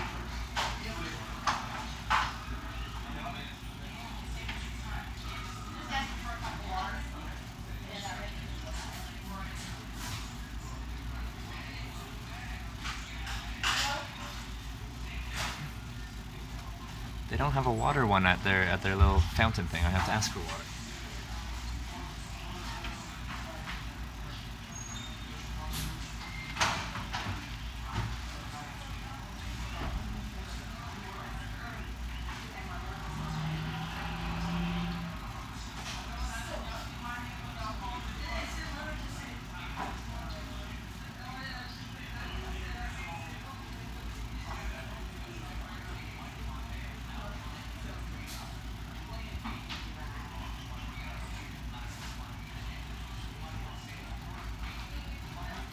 It's too busy right now. I'm gonna do this after I go to the washroom.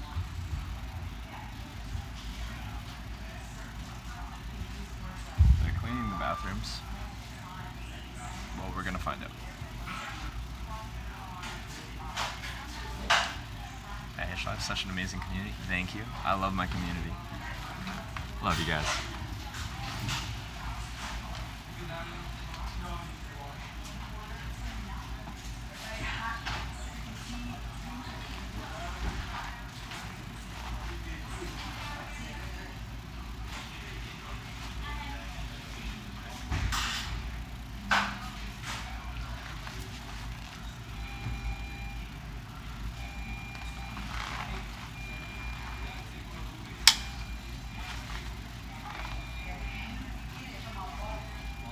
There's no lineup now, so we're gonna go get water.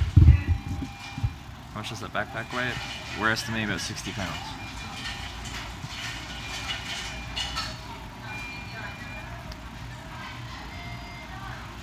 I don't know if we have any viewers from New Orleans.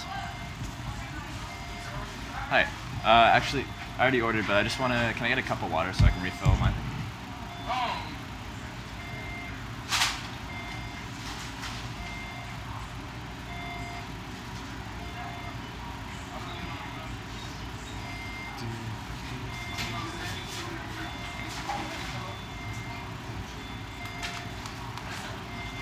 I'm just getting a cup of water.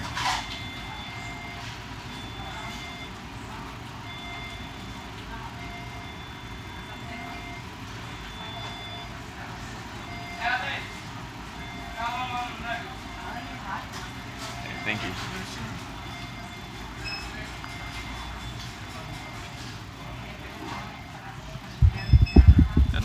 Will this fill this up? I don't know. We'll find out. Also, will I be able to get it into the bottle? Oh, it's got ice in it. Uh-oh.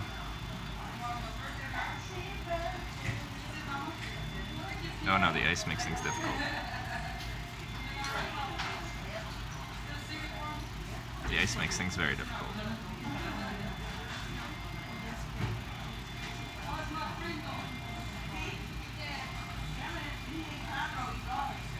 Damn it, ice. Go away.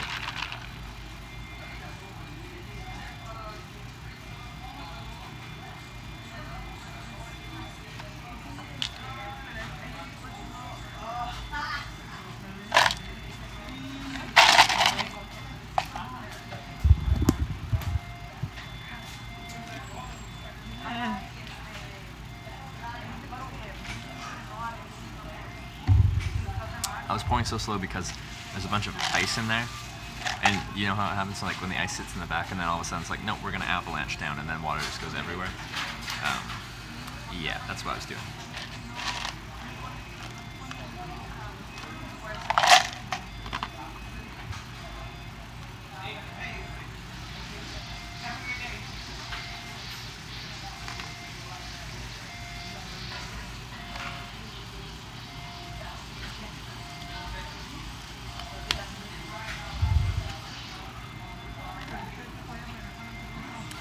No, I don't even know if they would.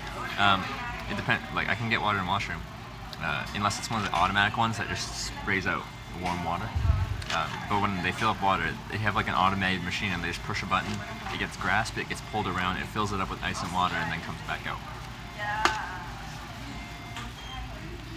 But like this wouldn't fit in that automated machine. But we'll see about. We'll check the washroom. If it's a normal hot cold sink, then I'll fill it up. But you guys won't get to see that because I don't film in a washroom.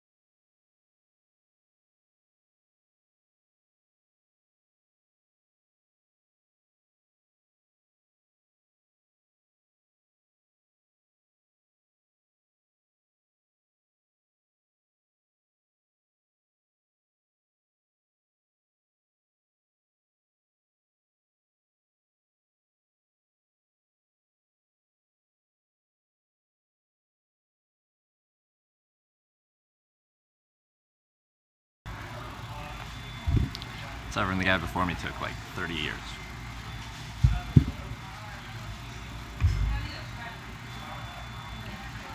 That's not an exaggeration.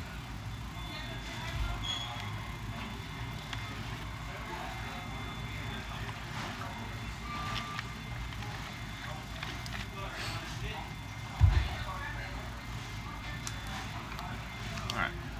Did I miss anything? Croton's, thanks for the 40 bits.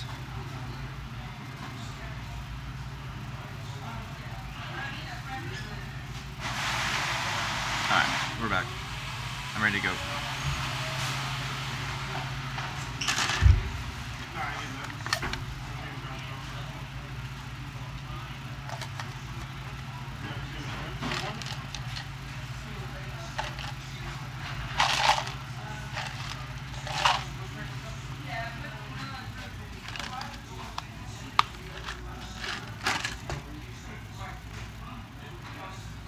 Gonna go down on Florida like Orlando. Just gonna go to the northern part.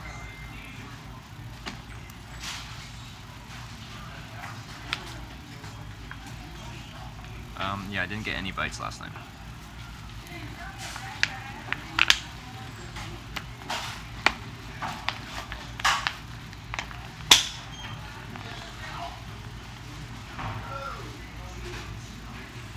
Can't go a day without shaving your face? Yeah, I can go like 3 days before it starts to look really stubbly. So, yeah. Okay. Anything else? I think we're good. Let's roll. Where are you? Lafayette, Louisiana. Going to New Orleans. Very upscale McDonald's. Most McDonald's have been remodeled recently and actually look pretty good.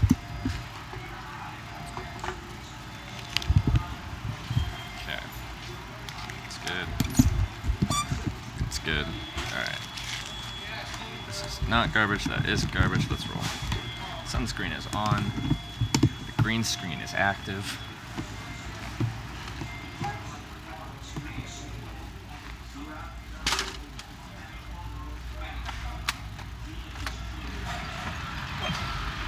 And there's that humidity. I miss my air conditioning. Where's my air conditioning? Come back.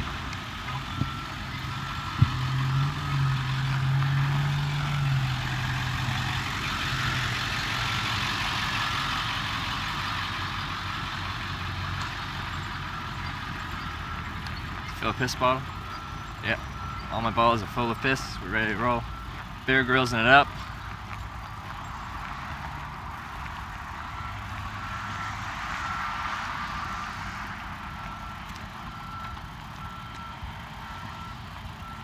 Not even out in a second. I miss my air conditioning. Let me complain. I'm missing most of you of air conditioning if it's hot wherever you are. This is what I want to be doing. If I wasn't doing this, I wouldn't be doing this. But I might just complain out occasionally.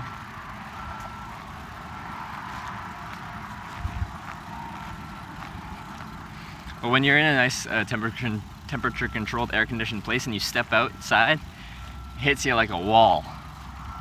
It's just like boom! There's that heat. There's that humidity. Deal with it.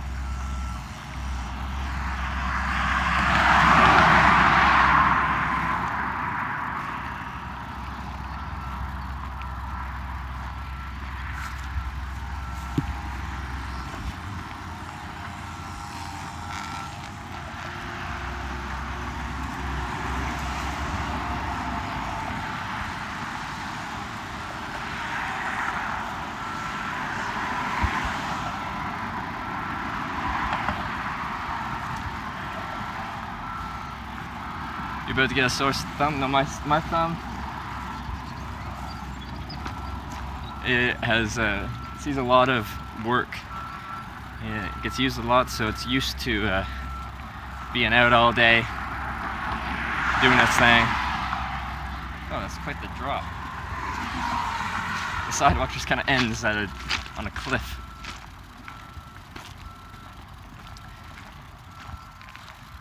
And this one kind of starts on a cliff too. Good sidewalk, Lafayette.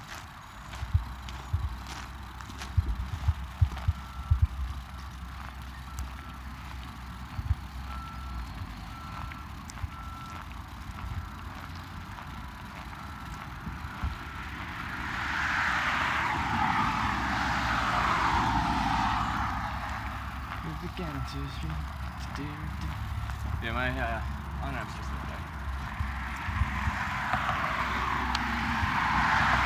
Fix the sidewalk. This is now a sidewalk. This is now a city works stream. Gonna be fixing the sidewalk today.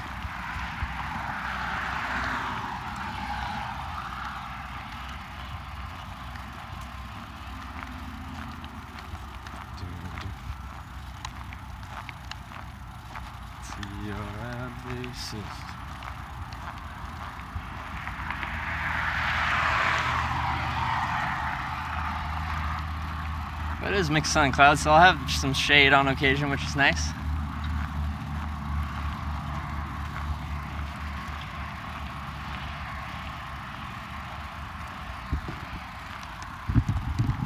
Switch. Oh.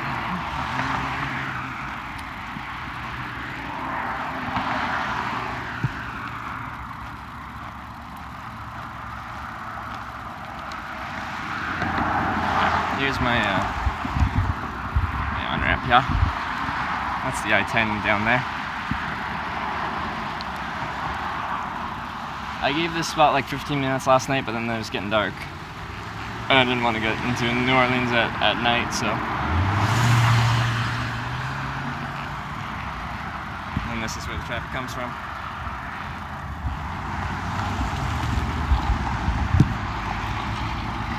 Don't get sweaty. When it's like this, you don't get an option. I don't get to choose. I'm gonna get sweaty. I'm almost done walking, which helps me not get sweaty because I don't have to exert myself. I'm gonna stop right about here. Alright, let's do it. Water bottle down. Backpack down.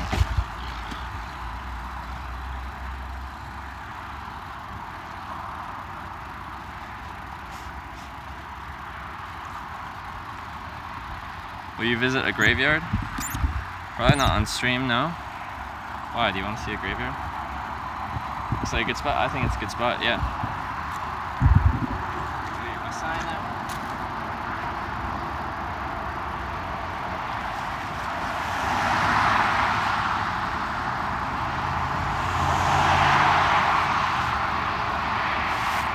Sign.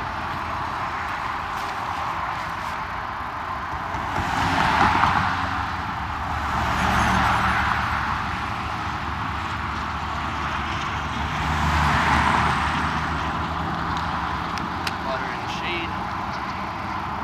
And I know my phone's going to overheat here, so I'm going to turn off this screen and read off of my secondary phone. So, just, how does it look? Does it look okay? You guys see. Is that sufficient? Is that satisfactory? This screen's coming off. So, whatever you guys have just said, I missed. I'm gonna pull it up on this phone.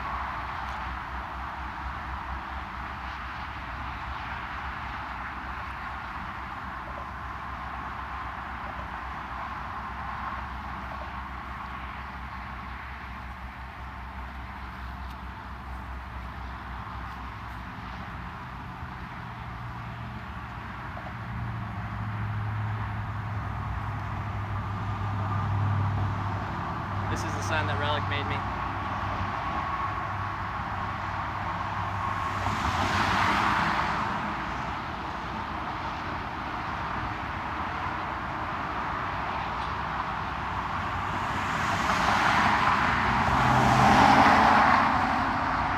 Give it 6 minutes. That would be lucky. What time are we at? It's 10:04 a.m. here, starting right around 10. See how long it takes.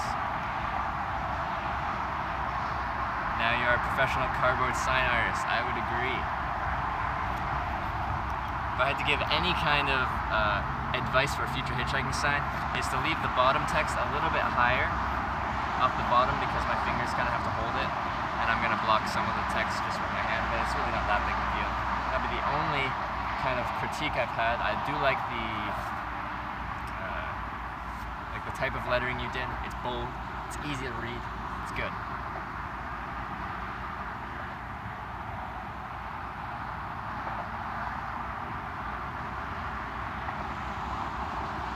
How far from New Orleans? What am I, 3 hours?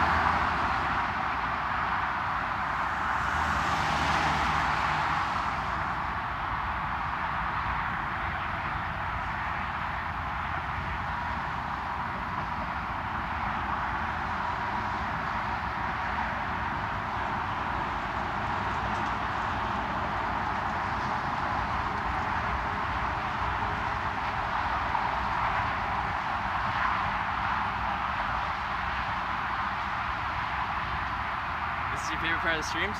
This also seems to be the busiest parts of my streams. It's funny, whenever I'm actually in a car meeting people, which is for me the exciting part when someone pulls over and you get to find out who's picking you up and all that jazz. That's exciting for me. Standing out here is the waiting process.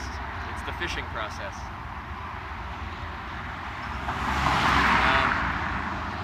But my streams get busiest when I'm out on the road hitchhiking. I think it's because of the thumbnail that happens, because then you actually see some guy standing with a cardboard sign and his thumb out potentially, and then people check out the channel and it gets busy.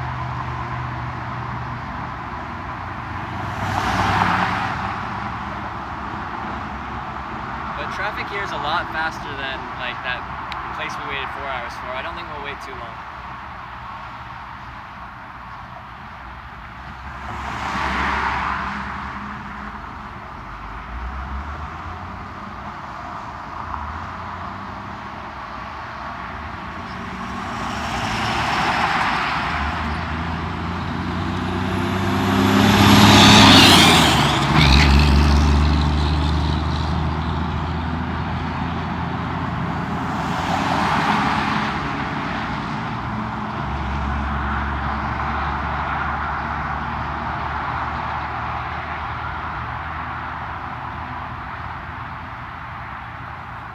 You're asking how I explain the camera? When someone pulls over, first I ask my questions, make sure I'm comfortable with them. So I say, hey, how's your day going? Whereabouts you headed to? That kind of thing. How they respond to that, I can kind of tell what type of person they are, and if I want to ride with them. If they seem decent and seem like someone I want to ride with, then I tell them that I'm documenting the process of hitchhiking and I have a live stream with me. Are you okay with that? Are you okay with being filmed? Are, then we're good. If they're not, then I wait for the next ride. And I've lost 6 rides because of the camera so far on the trip. Should have brought Relic with me. I should have got picked up in a second. I should have. That would have been an interesting experience.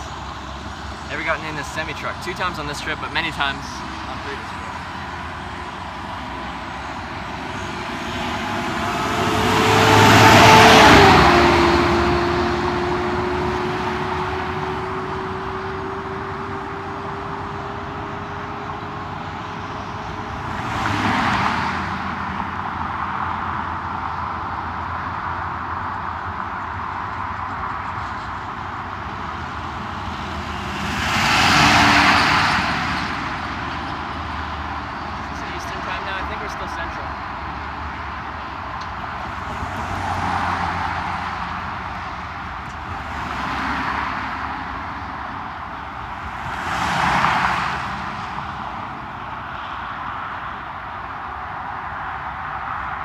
Actually, we did 2 rides in a row, 2 hitchhike rides in a row with semi-trucks from Shreveport to Longview and Longview to just outside Dallas.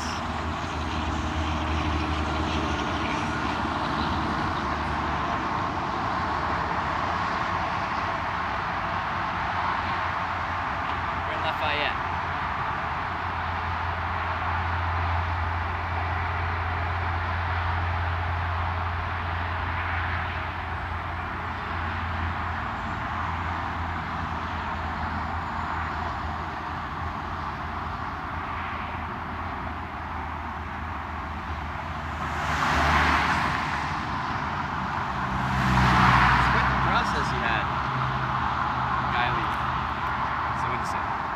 Put a dummy old cell phone on the dash. If they go for it, you're in trouble. Why would they go for a dummy old cell phone? That sounds weird. But yeah, lots of people ask about weapons. I don't think people are too intimidated by me. So the people that do pick me up, they don't seem that scared of me.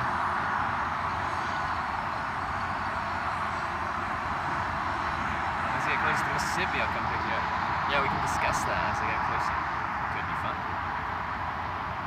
Might be better off with a sign saying Baton Rouge. Relic made me the sign, and I want to get to New Orleans using my Relic sign. I don't care if there's a better sign. We're using this sign. This used to be a Trevor mispronouncing Shreveport. I got it down pat.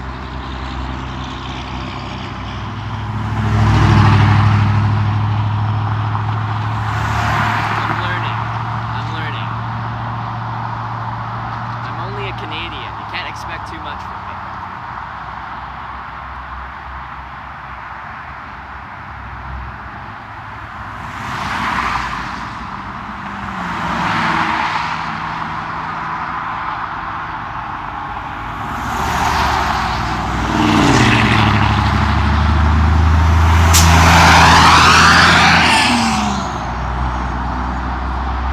That means there's, yeah, I know, but it's a crappy old cell phone. Even a hitchhiker shouldn't be stealing that. Like, someone that wants money, like... Seems like a strange one.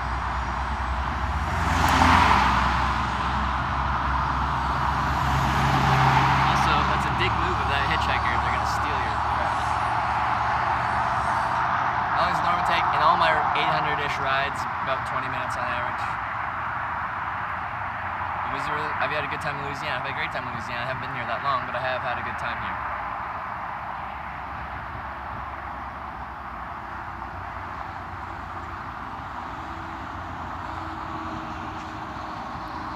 If they go for your phone, has that ever happened, or is this just like a in theory situation? I don't think that's gonna happen like all the time.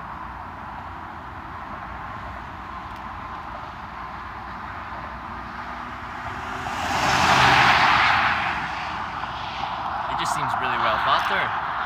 Your whole system of like luring them in to try and steal a dummy phone, just to then go for your painter's knife on them.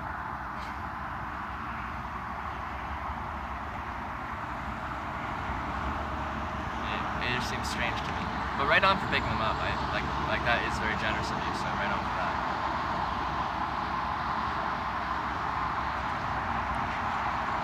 Route 2 after New Orleans, continuing east, Mississippi, Alabama. I think that's the order.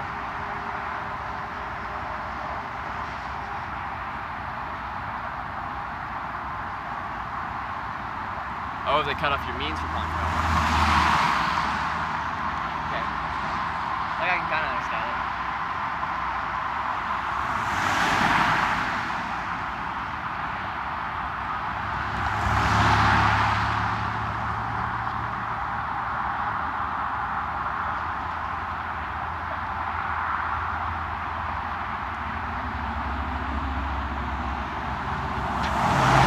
How am I wearing a turtleneck? You think this is a turtleneck? I don't think you know your shirt styles that well, but I prefer to keep the sun off me. Also, I always wear long pants and a long sleeve shirt when I'm hitchhiking. Keeps the sun off me, and at the end of the day, I tuck my pants into my socks when I walk into the bush at night, and I roll down my sleeves to keep the bugs off me. That's my hitchhiking attire. But Like, have you seen like what types of people traditionally wear in like desert or very hot environments? They cover themselves up. They don't wear shorts and a tank top.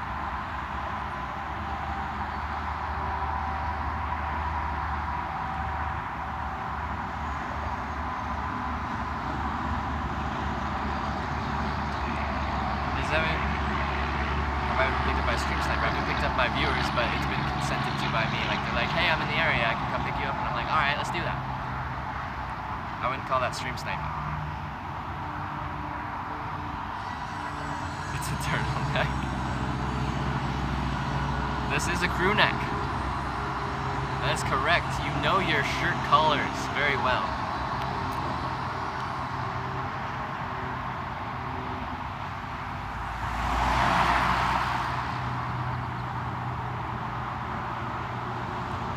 Experience good old-fashioned, good old Southern hospitality. I hope so too. So far I have. They've been very friendly to me. So far in the South, Kansas, Oklahoma, Arkansas, Louisiana, Texas, everyone's been very friendly to me.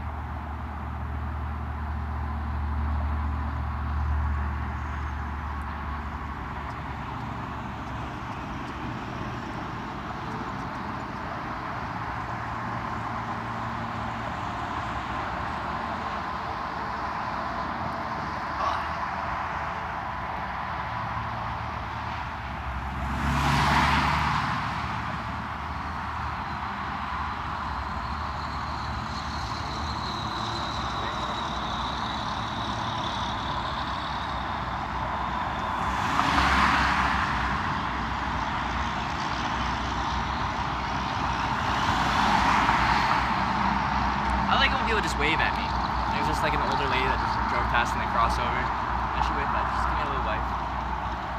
There's many reasons to not pick up a hitchhiker. It doesn't bother me that people, like every car that drives past it, doesn't elicit any kind of emotion. But it just makes me happy when people wave, or they give me a hand signal that they just aren't going very far or something. It's just nice.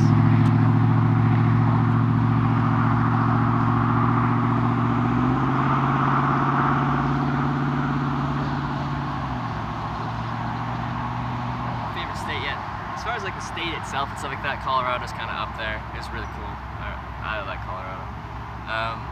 But I think I met so far the friendliest people in Kansas of all places.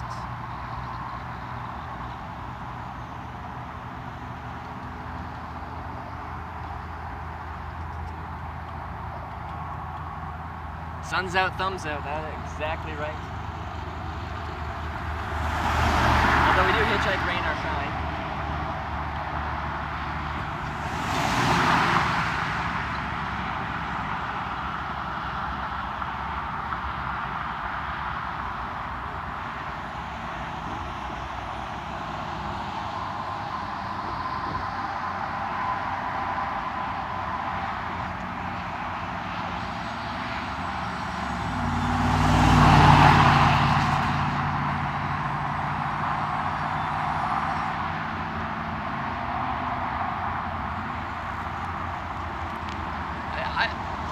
Sorry, one second.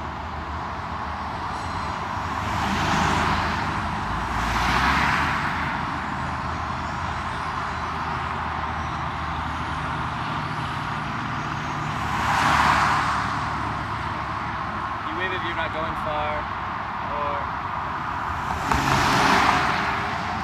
the wrong way. This truck's not gonna pick me up. Always felt like it's nice, but the other person is just like, why did they just wave? I love it when people wave. Another thing you can do is go like this, or like this. That means you're not going very far. Then they kind of know exactly why you're waving and not picking them up. I know there's many reasons to not pick up hitchhikers, so keep waving.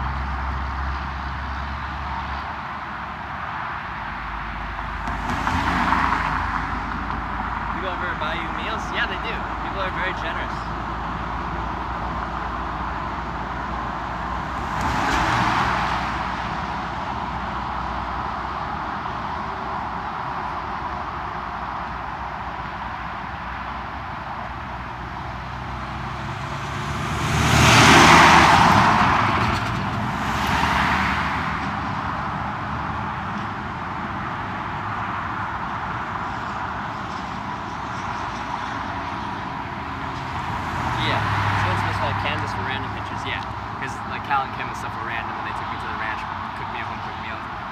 stuff like that. But I did kind of get adopted in Texas. Now I've got a Texas family in the Longview area, so that was a really nice experience. I took a day off, rested my calf because my calf was sore. But really good experience.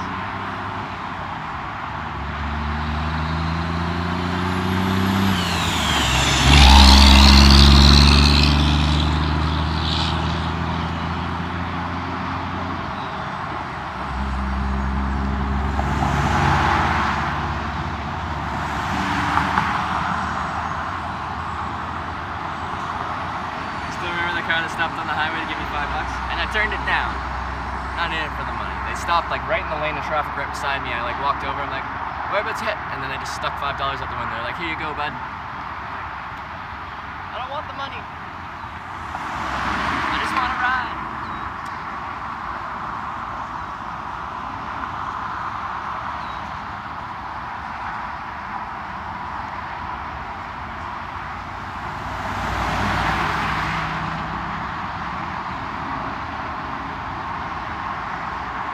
I do apologize, when I'm reading off this chat, you can't see like alerts and stuff, so if you guys in chat can just kind of like tell me if someone donates or subscribes, I need to recognize them.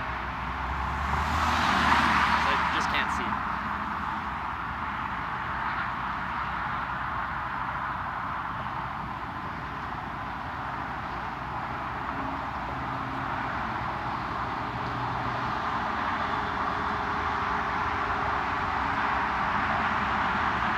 Toasty one already at 10 a.m. Let's get the water bottle out and keep the water flowing. It's easier to stay hydrated than to get dehydrated than try to rehydrate yourself.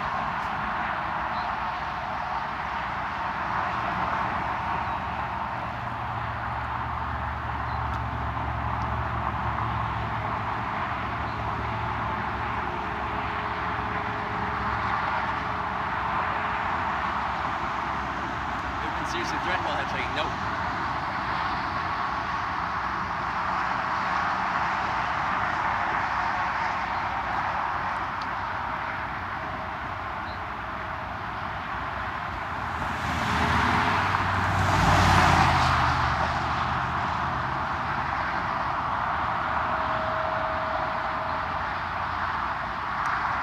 Oh yeah, I did get shot at. A little bit of getting shot at. But the guy didn't know I was there. He wasn't trying to shoot at me, he just did shoot at me.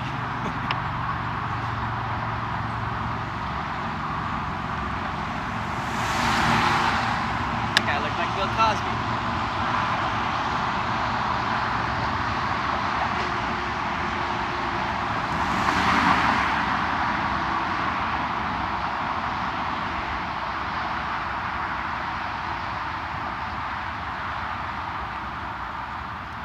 Yeah, I'm not threatened in 700 rides? Yeah, hitchhiking isn't as dangerous as you think it is. It's also not as safe as taking a bus, plane, train, or driving your own vehicle, but it's not as dangerous as everyone makes it out to be.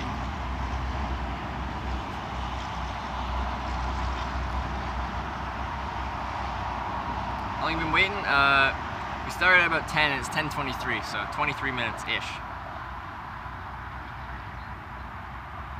Did what happen last night? What happened? The shooter thing was back in southern Arkansas by the Louisiana border.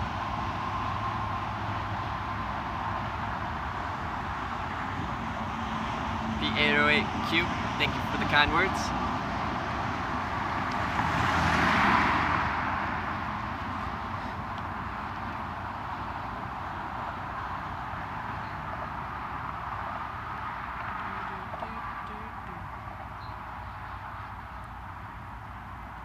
I've been waiting 23 minutes.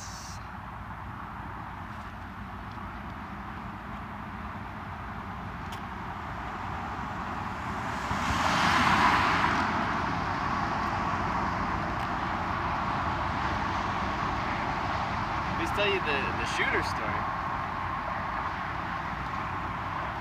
And welcome back to Twitch Destroyed My Life, one of our day one viewers. So yeah, I was setting up camp and I was live streaming it because I was told by the people that drove me there that I was allowed to camp there. Usually I don't camp because it's a gray area kind of situation. and this like random vehicle pulled up to this like, I was right by a river, like at the end of a road, dead end road, and some car pulled up at night. It was already like pitch black out, so I turned off my light because I'm like, who's this guy? What are they doing? I don't want to like make it known that I'm there because I don't know what they're up to. So I turned off my light. I'm like waiting there, and then all of a sudden, bang!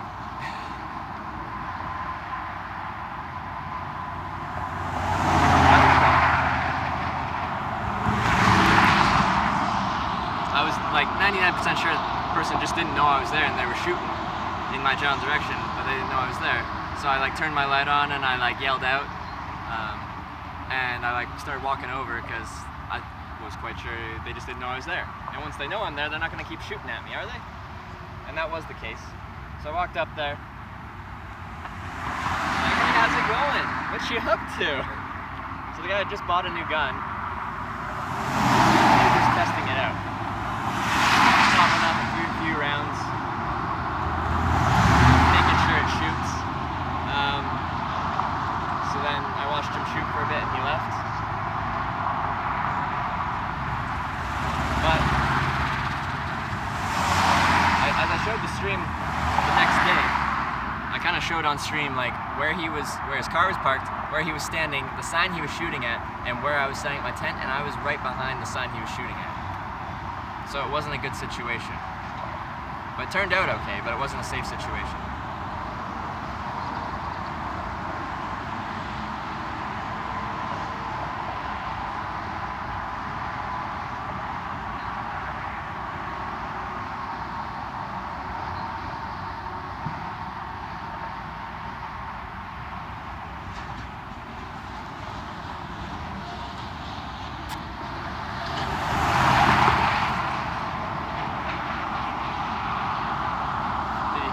Whiz by? No, I didn't. I heard just the bang.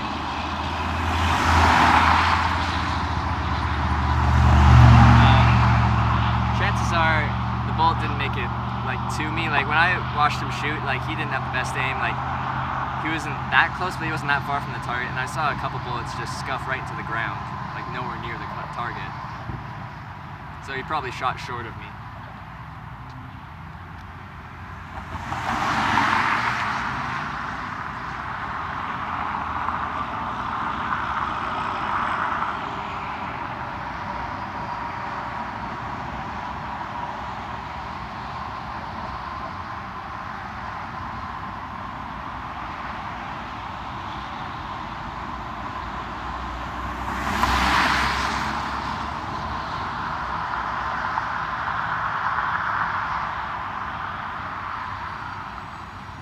And yeah, he did offer to smoke me up, but I don't really smoke weed.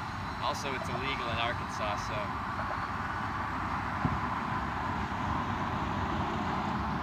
How long does it usually take on average?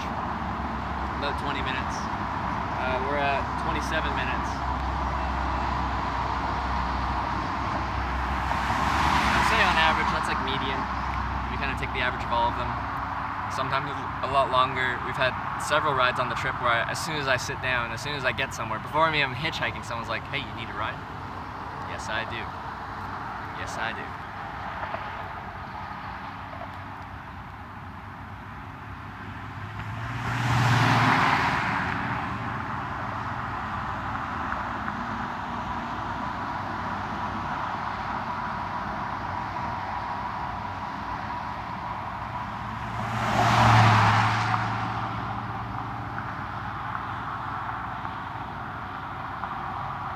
I agree, it wasn't very safe gun ownership. It wasn't very safe for them to be shooting like that at night. But I was put into that situation based off of that, and I felt, given the circumstances, everything worked out all right. And I think I handled the situation okay. Some people might disagree with that, but I think I handled the situation okay. And everything worked out.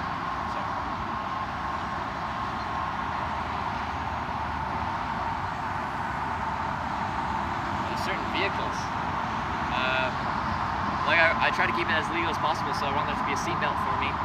So I'm not going to climb into the back of like a moving van or anything weird like that.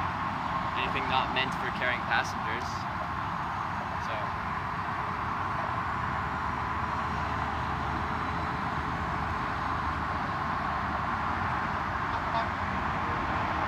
buy your sunscreen? Yes, I did. Got my SPF 50 on. We're good to go.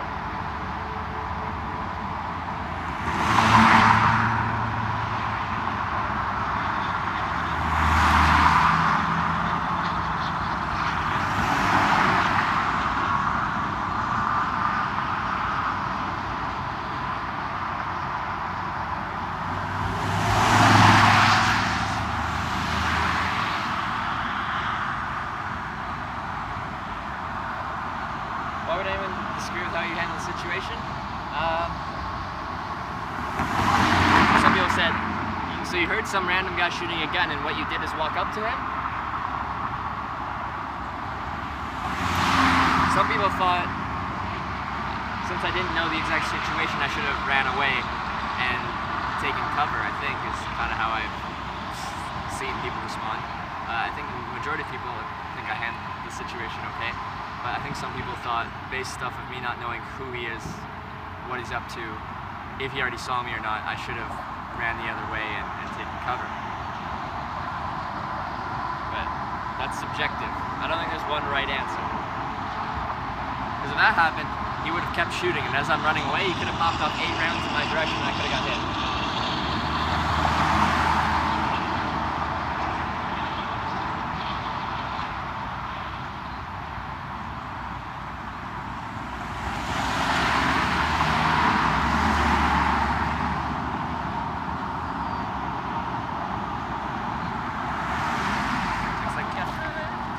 See if they're okay with the camera.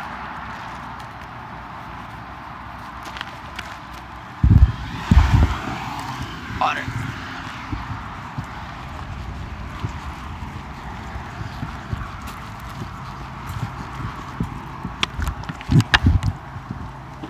Hey, how's it going? About the truck load. Whereabouts you headed to, sir? About the truck. But are you going to New Orleans or which? I am. Oh, you are? Awesome. Cool.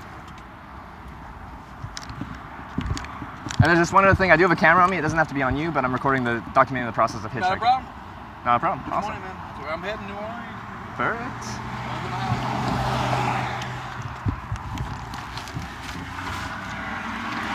All right. Mind if I just do one thing quickly with my bag?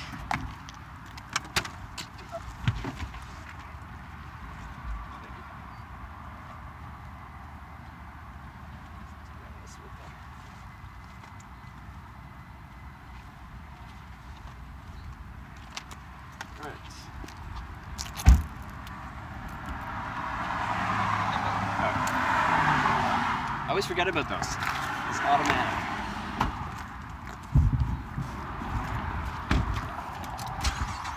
Well, I really appreciate you grabbing me. Not a problem, bro. Well, you don't mind me eating on the road, we good. We are good.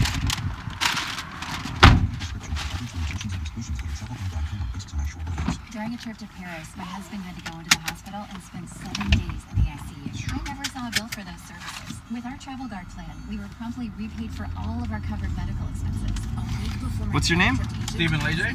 See, Stephen Leger. Well, nice to meet you. I'm Trevor. Shake your hand, but yeah, you How about yeah, a little fist bump. That works. trip and airfare. I was thrilled.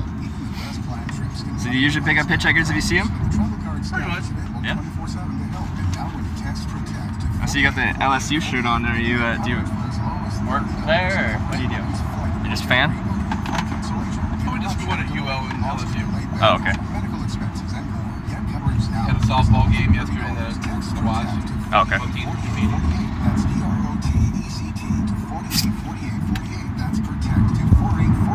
Running low on the stuff you need. Time for a Target run.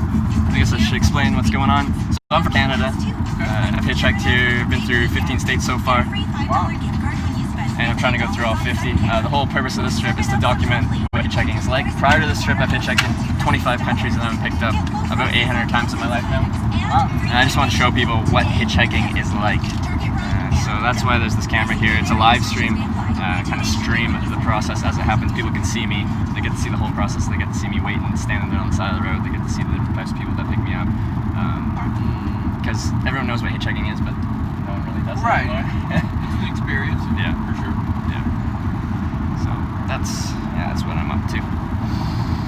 Just a a little strange that people frown upon or think how dangerous something like hitchhiking might be, but they're willing to Uber, which is not a whole lot different. Which is, yeah, they don't really screen their drivers too hard. Right. I mean, right.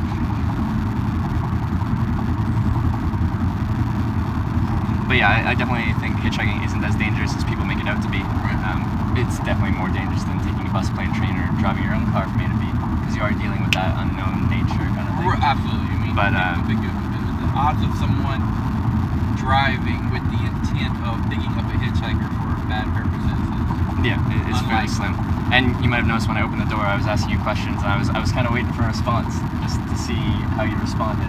Like, and that's part of me screening drivers, because I will turn down a ride if I get a bad vibe from someone. Oh, of course I would. Yeah, it's just my thing. There'll be more people who pass. Yeah, so I have, like, if I get a bad vibe from someone, I'll just be, hey, I'll wait for the next ride.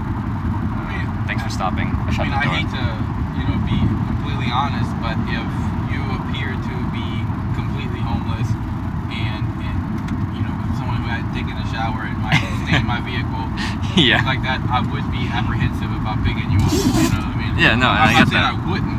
I'm saying that it would at least make me think twice about the situation versus, this type of situation. Yeah. And that's by design. I try to make myself look presentable. Like I do. That's pretty much all you have to do to get picked up. Yeah.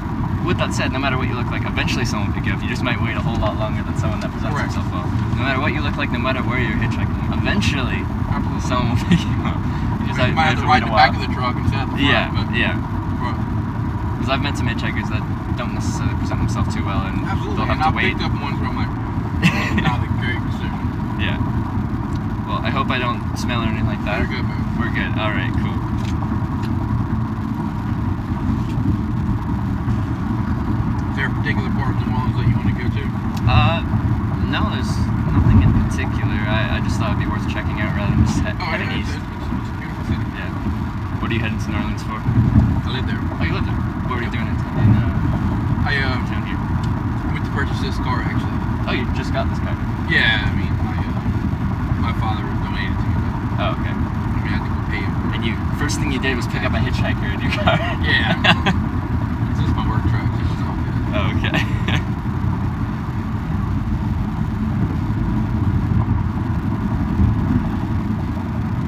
How often do you see one around? Like I haven't seen. Yeah, it's not a common thing. Everybody in this area owns a car. Yeah. Because of the rurality of it. Just getting around, it's imperative to have a car because everything's so far apart because of the way the land is designed in this area.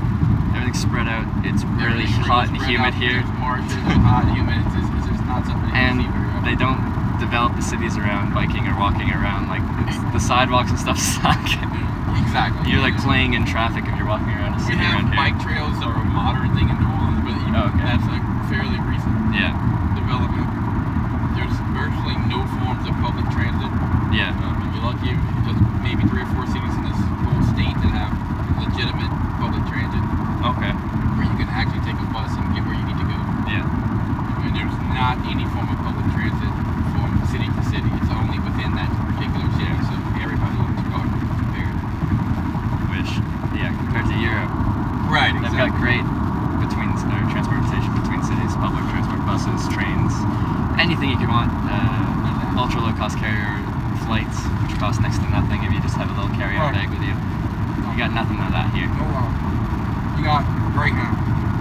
Yeah, and Greyhound is kind of why I started hitchhiking. $69.99. $69.99 Yeah, pretty much so. to get from.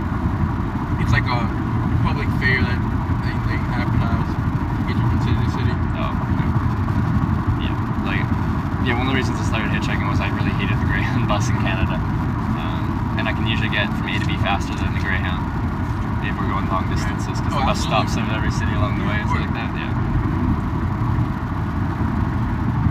I mean, in my opinion, you could probably hitchhike to Florida and add an extra hour or 2 to the trip and make it. I take it to New Orleans, somehow pick you up in 10 minutes, take it out of Alabama. Yeah. Another 15, 20 minutes, and you're in Florida.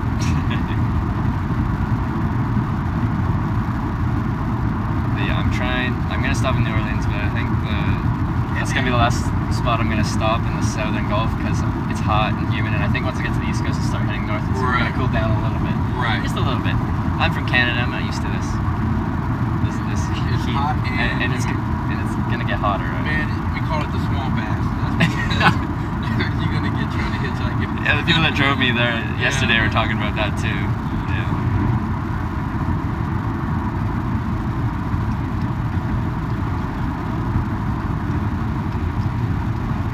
Show you guys the outside rather than just staring at my face. It's actually a nice little basement coming up. It's the second longest bridge in the world you're about to cross. Actually, yeah, people yesterday were telling me about that too. It's like 10 miles, something like that. 16. 16, even longer. There's the other one's going from the North Shore over Lake Pontchartrain is 26 miles. Oh yeah. 24 and a half, but put it 20 so. Yeah.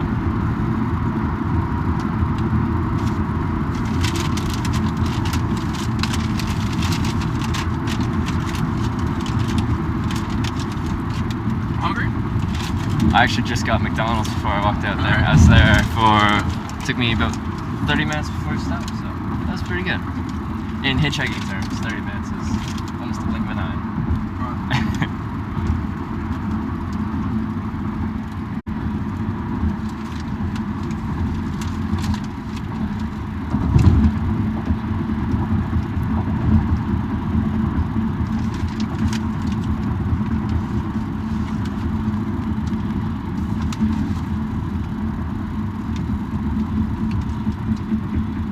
Were you ever the one standing on the side of the road with your thumb out? Never. Never. Not once. No, sir. It was really cool that you pick people up. It does amaze me that people see a complete stranger standing on the side of the road and like, you don't really get the benefit of it. You're just helping a complete stranger. I think we wouldn't have had a problem in Louisiana with that. People Get here picked up? extremely. I had a little conversation with a friend last night. Seems like everybody that comes. My wife's from Brazil. She has a large extensive family and friend network. Yeah. From Colombia, etc. for their dad. And they come in a lot. We have a lot of people just come stay. And everyone always says, man, this place reminds me of my hometown. That's what we always hear. Yeah. Especially Lafayette, where we came from, or New Orleans.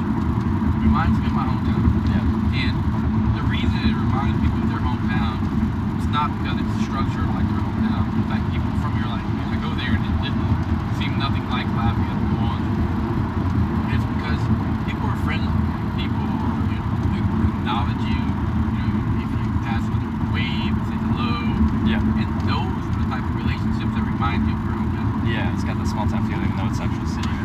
Well, it's in your hometown, you know everybody, so Yeah. people do acknowledge you Yeah. and are generally friendly. Yeah. Here, they just do it because it's respectful. Fun. No, it's awesome.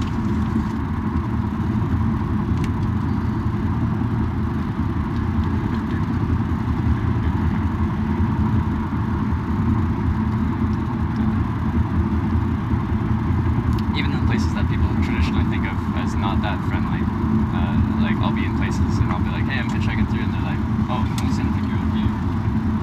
All those places still get around just fine. Well, the thing is, it's just because you're from there, Yeah. there's going to be cars from all over the world traveling through. Yeah, that's true.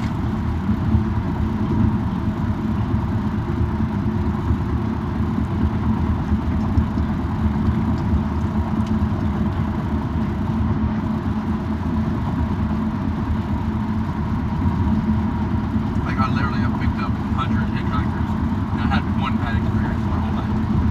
Can you tell me about that bad experience? I'm always curious. Like, I was in Kentucky, yeah.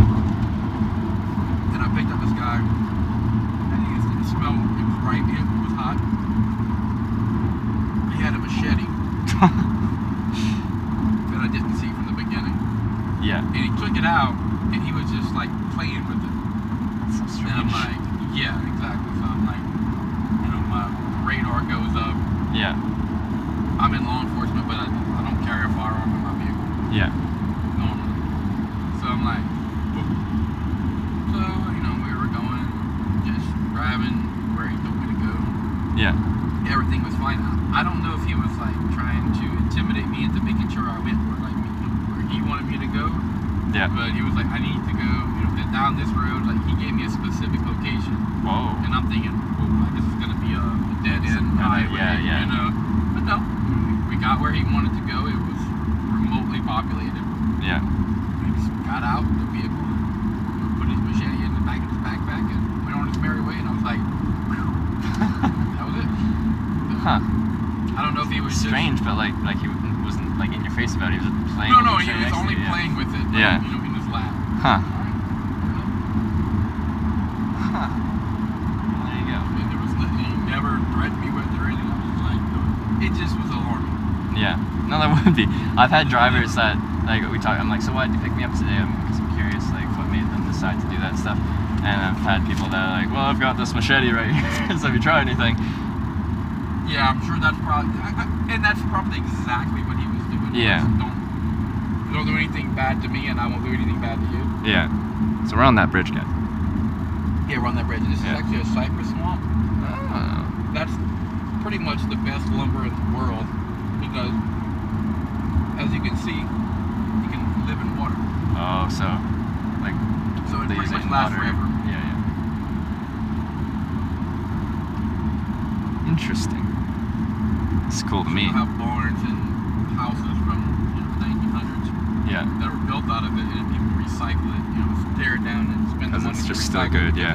because It literally lasts forever. That's really cool. And those little things that you see are called knees. The roots actually come out of the water to breathe. Really? And it makes like a little actually the siren too. That's cool.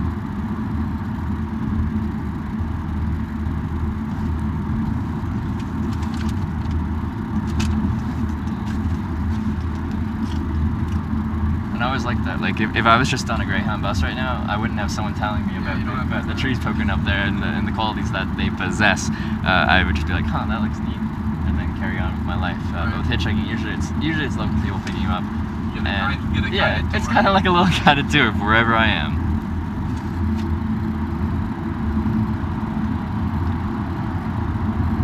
Do you know when they put this long bridge in? Oh, it's been here probably since the 70s. Yeah. What would the road system been before this? You go way up north? You go to Opelousas. Yeah. It's called the old highway.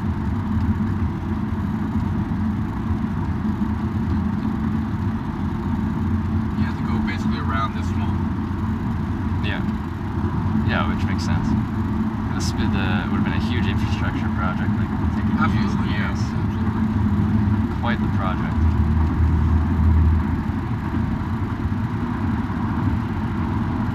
Where Canada you from? From the far west coast of British Columbia, Vancouver Island. I have been to Vancouver. Really? I have. What were we doing up there? Just for vacation? No, my wife's in recent medical research. Yeah. They had a conference. Oh, okay. Yeah, that makes sense. They love snow skiing. Did a little what? Snow skiing? Oh, you skied. Okay. Do you ski much? I'm guessing there's not much skiing around here. I do my wife in Vancouver. Yeah. She we were talking. Oh, I snow skied. I liked it when I was a kid. I was okay. Got all the equipment. Yeah. Got the lift. We got to go to. They had maybe a 15-foot drop into the entrance. Yeah. It's a little narrow entrance, and they had like a little 15-foot drop. Mhm. She took one look at it. Was like, nope. I'm like, what do you mean, nope? He's like, I'm not doing that. I'm like, we literally just marched because you had to buy the equipment, but you still had to march pretty good to get to the drop in. Yeah. And she was like, I'm not doing Nope. it. I'm like, okay, so I'm gonna trade in their skis for snowshoes and go down the mountain. So you actually didn't get to ski. At all. And then on Just top looked of at that, it we and got skis up. snowshoes, and we started just going down the mountain, not knowing that wasn't acceptable. Yeah. Like we kind of would lay down and just like slide a little bit, and some other things. So we got to the bottom of the mountain, and the park rangers were like, "The hell did you get down here?" And we were thinking, You just walked we down? sat on our butts and and marched and stuff. So they had to escort us back up the ski. We couldn't get on the lift without skiing or something dumb shit like that. Well, as a Canadian, that would have been entertaining to see. We did it. No, I love skiing. I don't ski as much as I used to. 'Cause it's expensive. It's $100+ for a day pass now. Right. And then, they were more than willing to take our skis back and give us some snowshoes for free. yeah.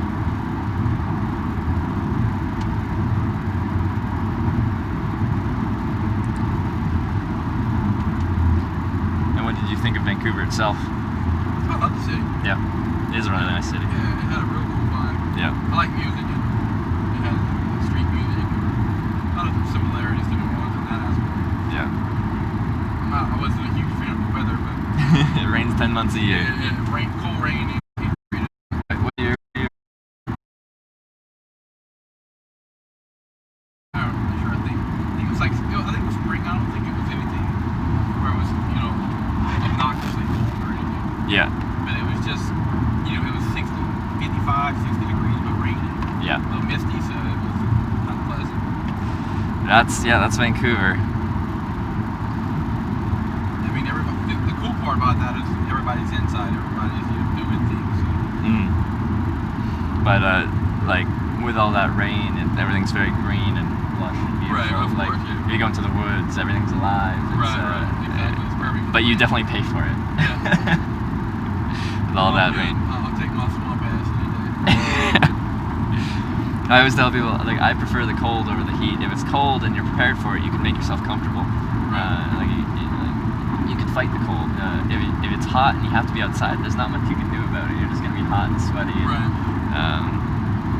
Yeah. So that's my thought, because from Canada, and I'll hitchhike in cold weather all the time. I have the gear required to stay warm in cold environments, but there's no gear to keep you cool in hot environments, or is there? Is there anything? What would help me stay cold? Right. Do you know? Hey, what would you recommend to help me in this? And is there? Oh, Yeah. shit, dude. If you solve that mystery, be a multi-millionaire right now. Yeah. There's nothing gonna keep you cold. Not in this heat. No way. I mean, the best thing you can do is just cover up. Cover your skin and Yeah. put your shirt over your face if necessary. But your own sweat insulates you a little bit. All the moisture from the air will kind of start to sweat. If you get a decent breeze, it'll cool you. That's when you see like the lawn and landscaping people do. It's just, believe it or not, they just cover up with cotton.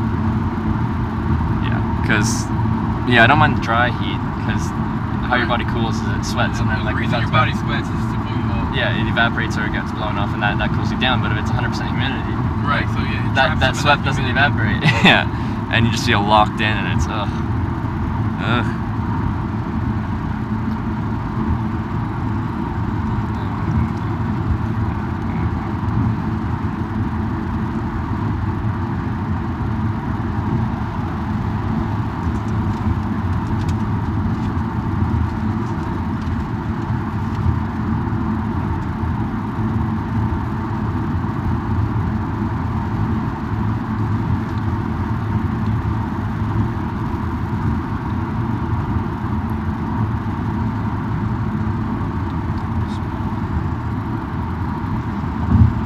And from where you picked me up, how far from New Orleans were we? You were about 2 hours. 2 hours. Okay. It's like pretty much the interstate system runs through most of the major cities in the state. Yeah. Lake Charles and Lafayette. And there's about a 1 hour gap between all of them. Yeah. Lake Charles, Lafayette, Baton Rouge. Okay.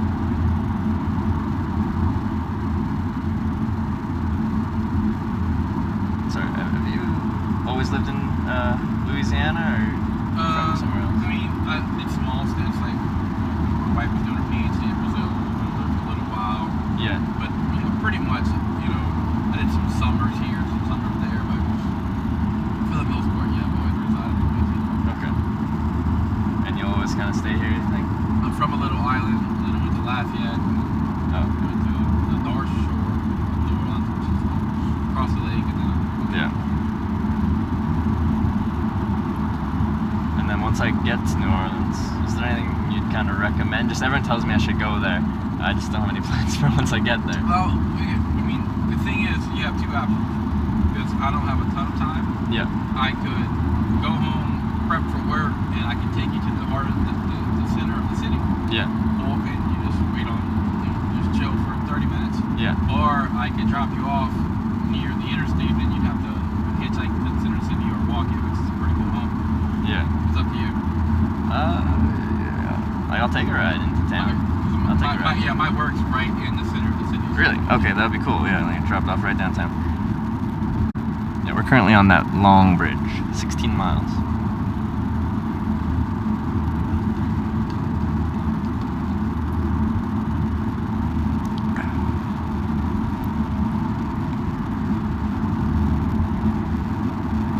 My own goofy car tells me to tell you that. I've driven some like commercial trucks like the ones beside us here, and they'll have similar system, but it'll beep at you if you're too close to the car in front of you, and if it happens like 3 times within an hour or something like that, then it sends a message back to home base, and then you'll get a call from your boss. Yeah, it's like, no thanks. it like some of these electronic systems in the trucks like control your whole life. It tells you when to take a break. That, like whenever if I leave in my lane, it'll correct for you. Like it Yeah. says okay. I'm like, no, I got this.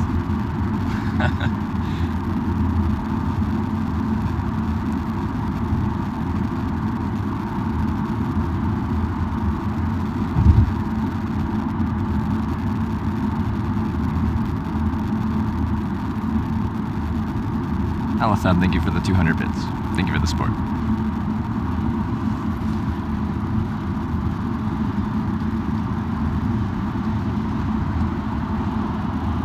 Was Vancouver the only place in Canada you've been to, or have you been to a couple places now? That and Sunshine Mountain. That's the only two places in Canada I've ever been. Sunshine Mountain. Yeah, I'll be honest with you, I was young when I went to there. Once again, it was a skiing trip. Yeah. That's the only two places. And you actually skied that time, or you switched to snowshoes again? Man. First time I skied, went to the mountain. And my uncle had hired a person to teach me to ski, an instructor. Yeah. I'd never skied before. We were there with other families. Strange truck. Yeah. And so my uncle and my cousin were like, "Hey man, you're athletic, you play basketball, you can ski, trust me, just come to the mountain with us." Okay, sure. So we get up there and I have like zero, skills whatsoever. Yeah. So we're going, and we start off like a blue.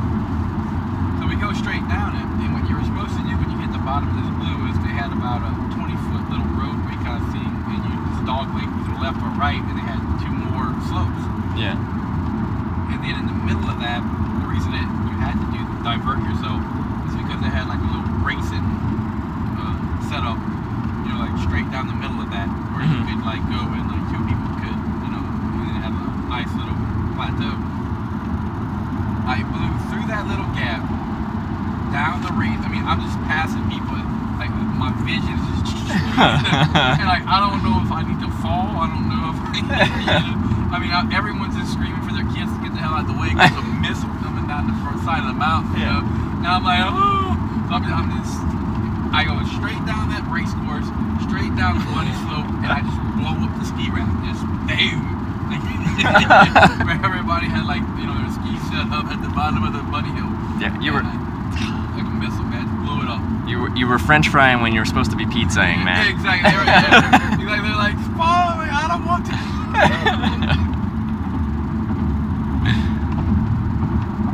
I don't even think pizza would have helped at that point. No. I'm going like Mach 4. Not even pizza could have helped you.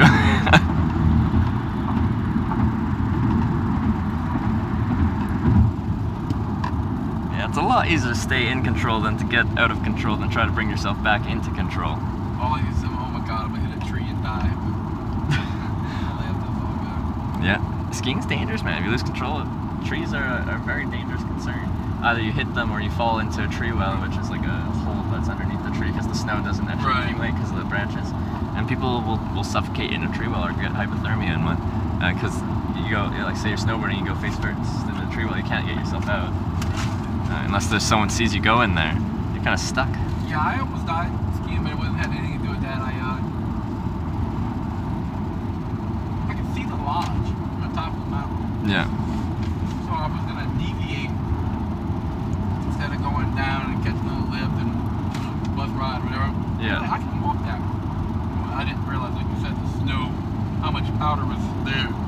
as I got like to my neck in powder, and I was halfway there, I'm like, this was a very bad idea. Park rangers had to come get me. I guess everybody else in the lodges could see the idiot with the trail. So they came up with a gauge thing and got me out of there. Wait, what did they come up with? It was like a little board, like a I guess you would call it for wrecks and stuff, you know? Yeah. It was a cage style. Yeah. Like on a snowmobile, or they just walked up there? Yeah, they walked up there and then they had that thing. They dragged you out. They pulled me out and I stayed on top of the surface, Okay, yeah. with that thing. They kind of slid me down on it. See, that's when you needed those snowshoes. Yeah. Stay on top of the snow. Exactly. Yeah. The thing, you know, I had already given up and left my skis and everything. This is what happens when people from Louisiana go where it's snowing. Right. They don't know how to deal with the snow. I mean, I had no idea that there was going to be, 4, 5, 6 feet of Oh, water. yeah. You know. It looked like it was like walking ground. Yeah. No, it can be really deceiving. Like on the ski hill where we're from, like we've had snow bases in the 500 centimeters, which is, what was that, 15 feet? Right. Right? Like, usually that wouldn't be straight powder, that would be like, it'd snow, it'd settle, and then it'd snow more on top of that. But like, they have to dig up the chairlifts in places at that point, like, lots of snow, man. Lots of snow, and you can't see how deep it is until you're in it. Yeah, when I got neck deep, I knew it was not a good thing. I really couldn't turn back. Couldn't spin out. Yeah, I was lucky to get as far as I did.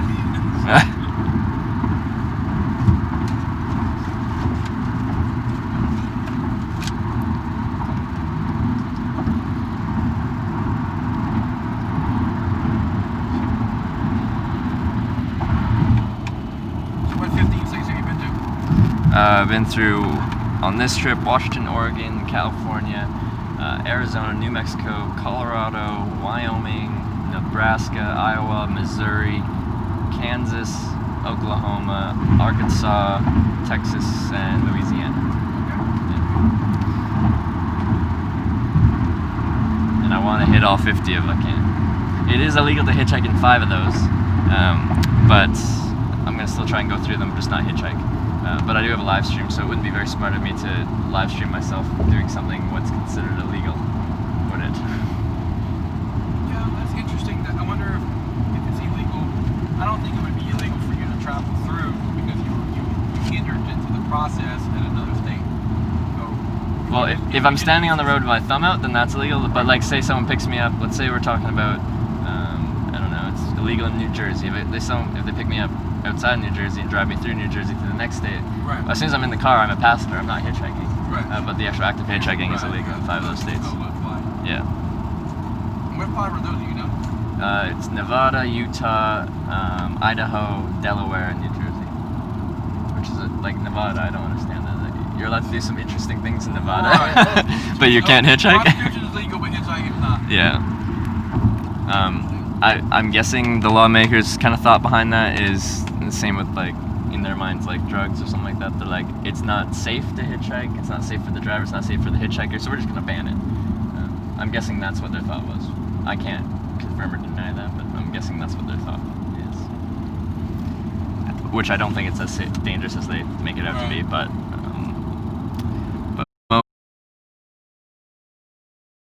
People in this world are so unpredictable. You have to deal with that on a daily basis, no matter what you do. yeah. And I don't think, like, crime rates are actually lower than they have been traditionally. You just hear about it a lot more. Oh yeah. Right? Information. And people get their information from, like, the mainstream media, which doesn't really tell you anything nice. Right. They just tell you what's wrong in the world. Here's For shock value. here's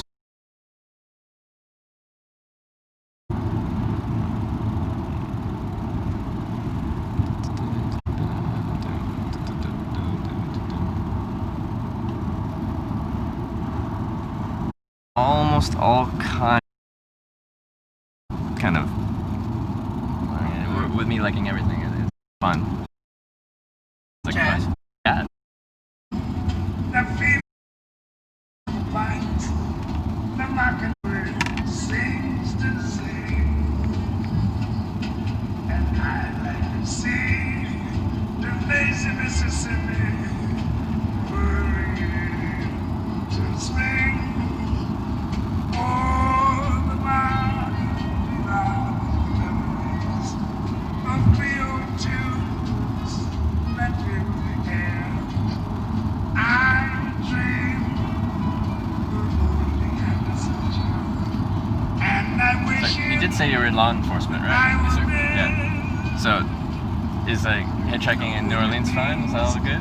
Oh yeah. Alright. I mean, there's areas like any city that you just need to know to avoid. Yeah. But those aren't going to be on your major thoroughfares. And So there's something Cool. more. I miss the one I care for. Actually, I got picked up by the police last night Oh, really? in Scott. Scotland, Indiana. Yeah, apparently I they've. got picked up by my cousin. His name was Lance. Oh. But he said that local ordinance said that you're not allowed to hitchhike in Scott. But he was a super nice guy. We just kind of talked. I told him what he was doing. He thought it was interesting, and he's like, "Oh, I'll just give you a ride to Lafayette. It's a lot there." So I just hopped in the back and got a ride to Lafayette. In a way, you hitchhiked, you know? Yeah, I hitchhiked with the police officer last night. So, but super nice guy.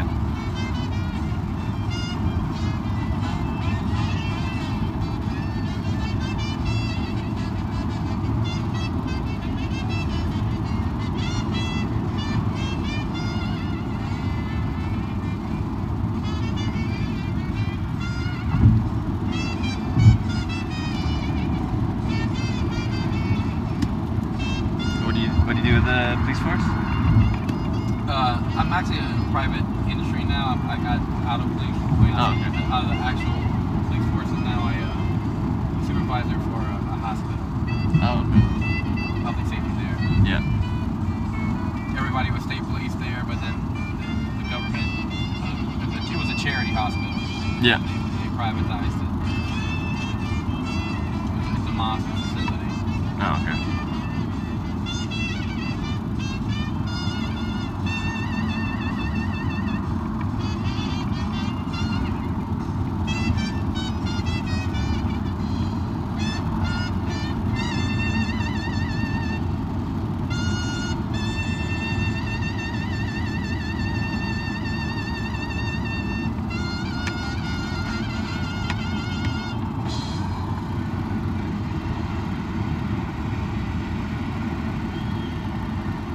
You always been a fan of jazz, or did you grow into it, kind of? I grew into it. Yeah. It wasn't. I mean, I'm from an extremely rural island. Right now, the population is probably like 75 people. Really? Yeah, Oh, that's so, cool. There was a lot of French music growing up. Country. Yeah. It was a genre, but I grew into jazz. Yeah. Whiskey and jazz. You a big whiskey fan? I am. Yeah. Like single malt ones, or? I like them all. You like them all? Yeah. I like bourbons, but I like scotch too. Okay. I mean, I can drink blended whiskey, but yes, it's worked for me. Yeah. I have my choice. Do you have like an all-time favorite? That's a tough question. People ask me like the same with traveling. What's your favorite country? I can't pick one. I guess it kind of goes by, you know, do I have a favorite as far as okay, if I want to spend $100 a bottle or 200 for that I guess matter? that's true. Or do Depends I on want price like range. my favorite, Staple. you know, like, yeah. All right, give me. There's a 1492 that I really like. You know, decent price for a bourbon.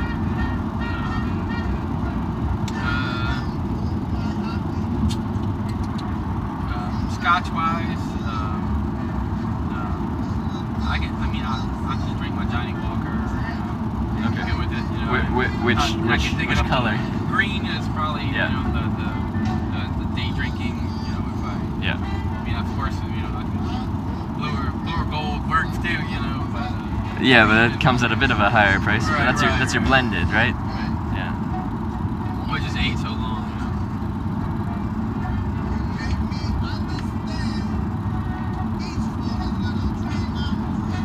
But that was the first thing I bought at the liquor store when I came of age in Canada. Was I'm like, I'm gonna buy a real adult drink. So I bought a bottle of Glenlivet Scotch. These are both really good.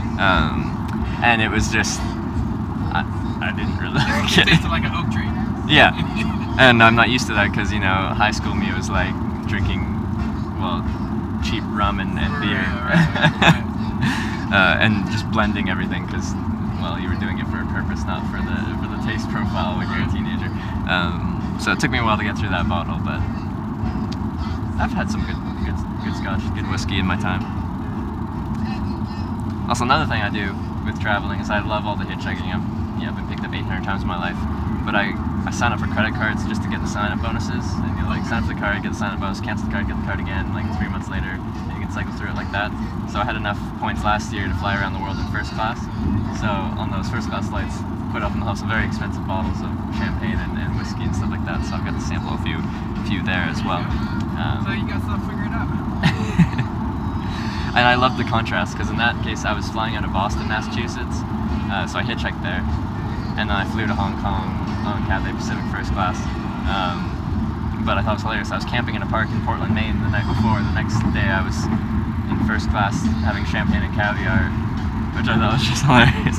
There's nothing special Do you about have a network, like for example, your parents or somebody that can bail you out if you're really getting the deep shit? I have finances to back me. I never let my funds get low, so if I get into deep shit, I'll just buy a flight. That's part of me kind of managing my risk and keeping myself safe. Right. Because I travel by myself and I have to look out for myself. It's up to me. So I never let my funds get low. If they get low, then I'll go home. Gotcha. I'll never let it run down to zero. Because that is my kind of safety net. Yeah. That's where I was going with that. Yeah. You can have a safety net. Yeah. With that said, if I really got into crap, I'm sure family and friends would be willing to. I just don't like having to rely on people. I want to be able to rely on myself. It adds legitimacy to what you do. Yeah. Because, you're not, my brother-in-law, he would go through a backpacking trip I'm gonna backpack from Mexico back down to Brazil. Yeah. Yeah, fine, it's all fine and dandy, but whenever the rain came and, it flooded out all the roads and he was about to drown and, your parents got to, fly in a helicopter to save him. Did that actually happen? Yeah.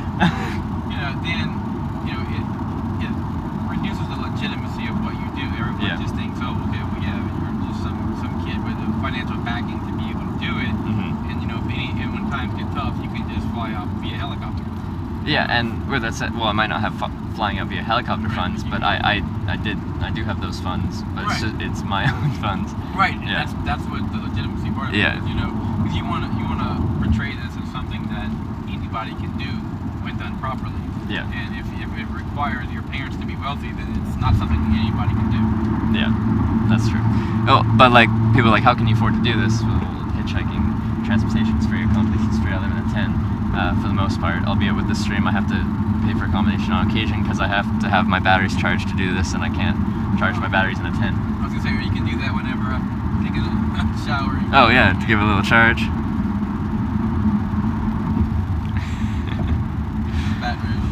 This is Baton Rouge coming up here, guys. This is the capital of the state. Really? Yeah. There you go. And I'm Canadian. I don't know what's going on. That's the Capitol building. The tallest one there. Yeah. One of the taller ones. See that? And that's Tiger Stadium. That's LSU's football Oh stadium. yeah. Is that like the biggest thing? Everyone loves their football here. Yeah. It's what everybody does. That's a casino floating because you can't have them on the ground, so they have them. Really? Yeah. Oh, I like that. The back is Just find like a little bit of a loophole. Yep. And you're like, there we go.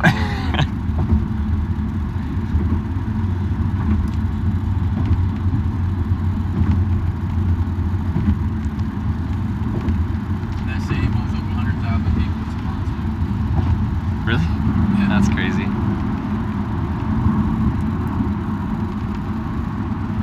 No, my chat's asking if you know which country you got heli lifted out of. Was it Panama? They were asking. I don't recall. No, I'll be okay. honest with you. I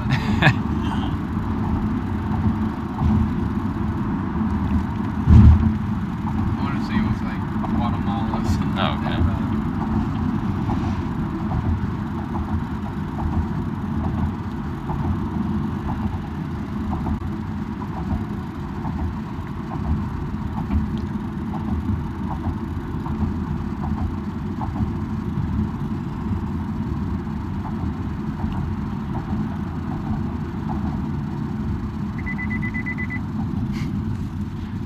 These new cars. Does it actually break for you if you get too close? No, I turned it off. It has Oh, okay. like this auto driving thing now. Yeah. No, I don't want the wheel to drive whenever Yeah. I'm driving. Won't pay for it.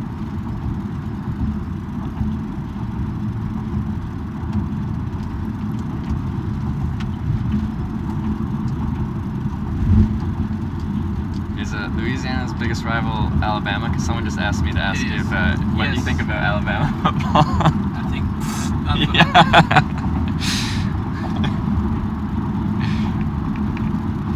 My chat always does that. Whenever we talk sports and someone's talking about the local sports team, they're just like, can you say go this team? it couldn't get any worse for us. Like our coach who won a national championship went to the NFL. Yeah. The moron who replaced him was still here and had won a national championship, so we couldn't get him back. And then he went to Alabama and built the best program in the country. Really? Yeah, it's fucking terrible. Now we got a coach that talks like a water boy. Legitimately. Like a what? The water boy. I don't know if you ever seen a movie called The Water Boy. Oh, with Yeah, Adam Coach Sandler? Klein, Yeah. Pretty much talks like that. Coach is partly.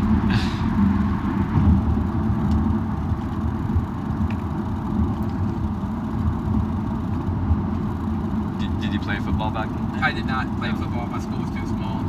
Too small for football? Must have been a really small school. Yeah, we had about 80 kids, kindergarten through 12. Oh, okay. So yeah, that I makes have a sense. cousin who graduated with one person. Yeah. My sister graduated with 5 people, and 2 of them lived in my house.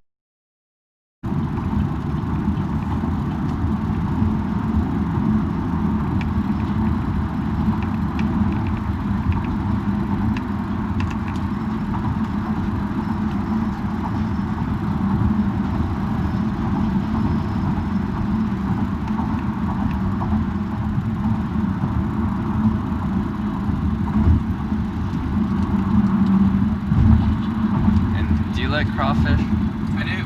Big fan. Can't lie.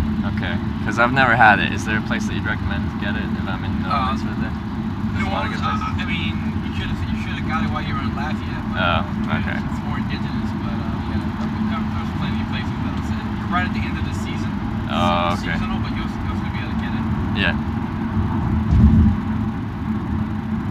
The closer you get to the middle of the city, the more you'll pay for it. Okay. Yeah.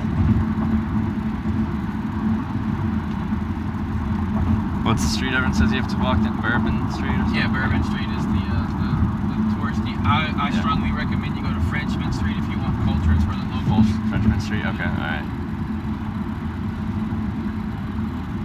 I mean, Bourbon's something you can go see, but for sure, you know, it's just it's a tourist destination, and in the daytime it looks like shit. Beat the neons for sure. Yeah, the thing is that I want to show this to my crowd, and I don't want to be there at night with my whole setup and camera. Right. Like, it draws attention, and it doesn't always draw the attention you want. Well, in this type of area, you'll be fine. I mean, it's just super touristy, and everyone. Yeah. Trust me, you'll be one of 1,000 people with your type of setup. Oh yeah? Yeah. There you go.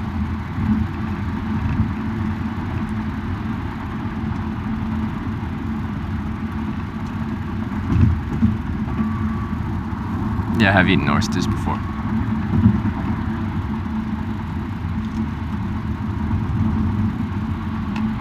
The Frenchman's where you want to go if you want to see some real, some real local culture. There's a little place called the Spotted Cat. I would recommend. Blue Nile. Spotted cat. Spotted Cat. It's like a little It's restaurant. tiny, but bar. It's a bar. Okay. It's got a lot of good vibes coming out of it. All right. Maybe I'll try and check that out. I mean, it could be jazz playing, but it could be a Kentucky bluegrass. It could be anything, but it's always something that's got Yeah. a real cool vibe. Or they always have live music playing? Or? Yeah, pretty much all. Oh, cool.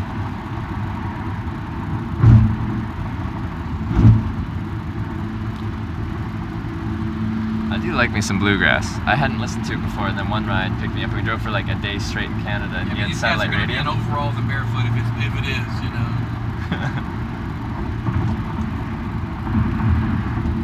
Yeah, he had a satellite radio, and he just had it on Bluegrass Channel for like 20 hours straight. And I'd never listened to it before, but after that, I'm like, you know what? It's It's actually pretty good. Yeah, it's good. Yeah. It really is. Well, it's a good pick me up of mine. You know? Yeah. Gets you in the right mood.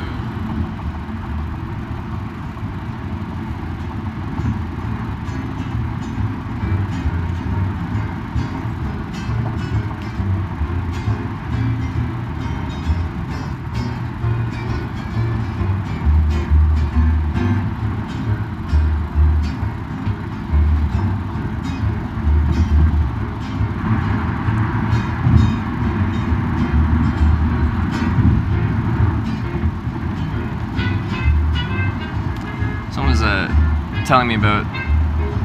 They're asking me to ask you if you've ever heard of a restaurant called Felix's. Felix. Yeah. Is it good? Yeah. Do you like oysters too? Because now they're talking about their oysters and they're saying. Yeah, char grilled I prefer it over raw. Yeah, that's what they're saying. Yeah, char grilled oysters. Good. Yeah, good. So many food options. I'll have to be here a few days to try the variety. I'd have to be here for a long time to try the whole variety.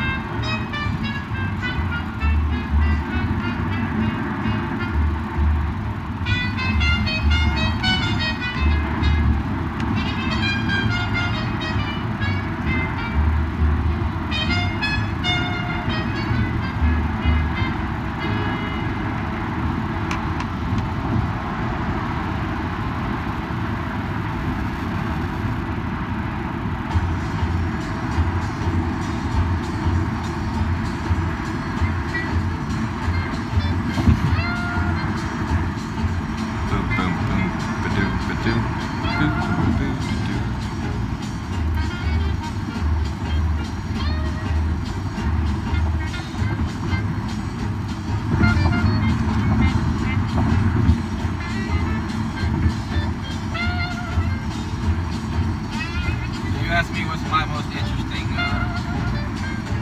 experience so far. What's your most interesting experience with the ride? With my rides on this trip, or in any trip. Well, let's say on this trip, I got picked up by one guy in California, and he taught me how to hitchhike on airplanes. So now I've hitchhiked on 4 airplanes on 6 flights on this trip. So you go to small municipal airports. Wait, he taught you and you actually performed it and it worked? Yeah, well, he got me my first 2 flights, or my first 2 trips on airplanes, and I've done my own stuff since then. Okay. So now you got my attention. I've captured your attention. So yeah, you can't just go to like, JFK International Airport and be like, hey, I want a free flight. So you go to like small municipal airports where people have like hobby craft, like small single engine propeller planes, where they own their planes. My cousin does that. So, Yeah. So I just walk in there and I'm just like, hey, I'm from Canada, show interest in aviation, like talk to them, shoot the shit with them, kind of befriend them, and then ask them, are you flying anywhere today? If you're flying anywhere, Where? because I can just go from wherever. Do you have room for an extra Canadian in his backpack and enough weight clearance as well, because some of those Right. planes don't have that Right, much. absolutely. Yeah. I mean, they were loaded down. Yeah. So, and if all those are, yeah, we're good, then you might just get a ride on an airplane. Yeah, I can totally see that now. I didn't Yeah. say that. But yeah, when I bring it up, With him and his wife, and I can see them having, all those ability to pick up somebody, no problem. yeah, and a lot of those people, they just like flying, and they Right, want to well, share that absolutely. experience with someone, right? Yeah, it's Yeah. actually a bonus for them. Yeah. Where if you go to a larger airport, then it's usually chartered flights, stuff like that, and that's all money. Like it's all people paying quite a bit of money to fly on those, and you're not going to have as much success. So And there's tons of those little airports like that around here. yeah.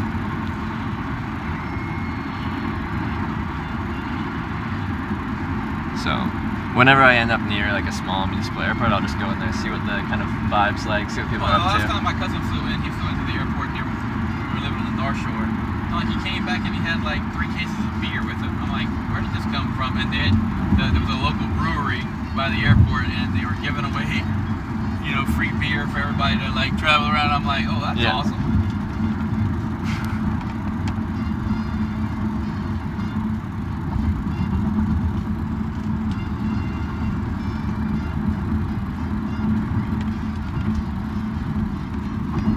What's this place called?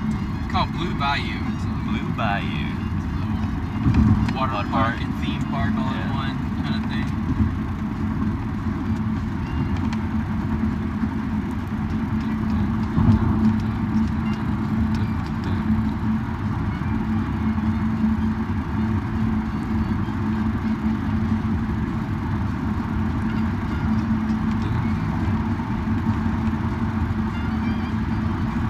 So, trying to think of other things. Internationally on my trips, one of my really cool experiences, usually I'm just hopping place to place. I travel quickly.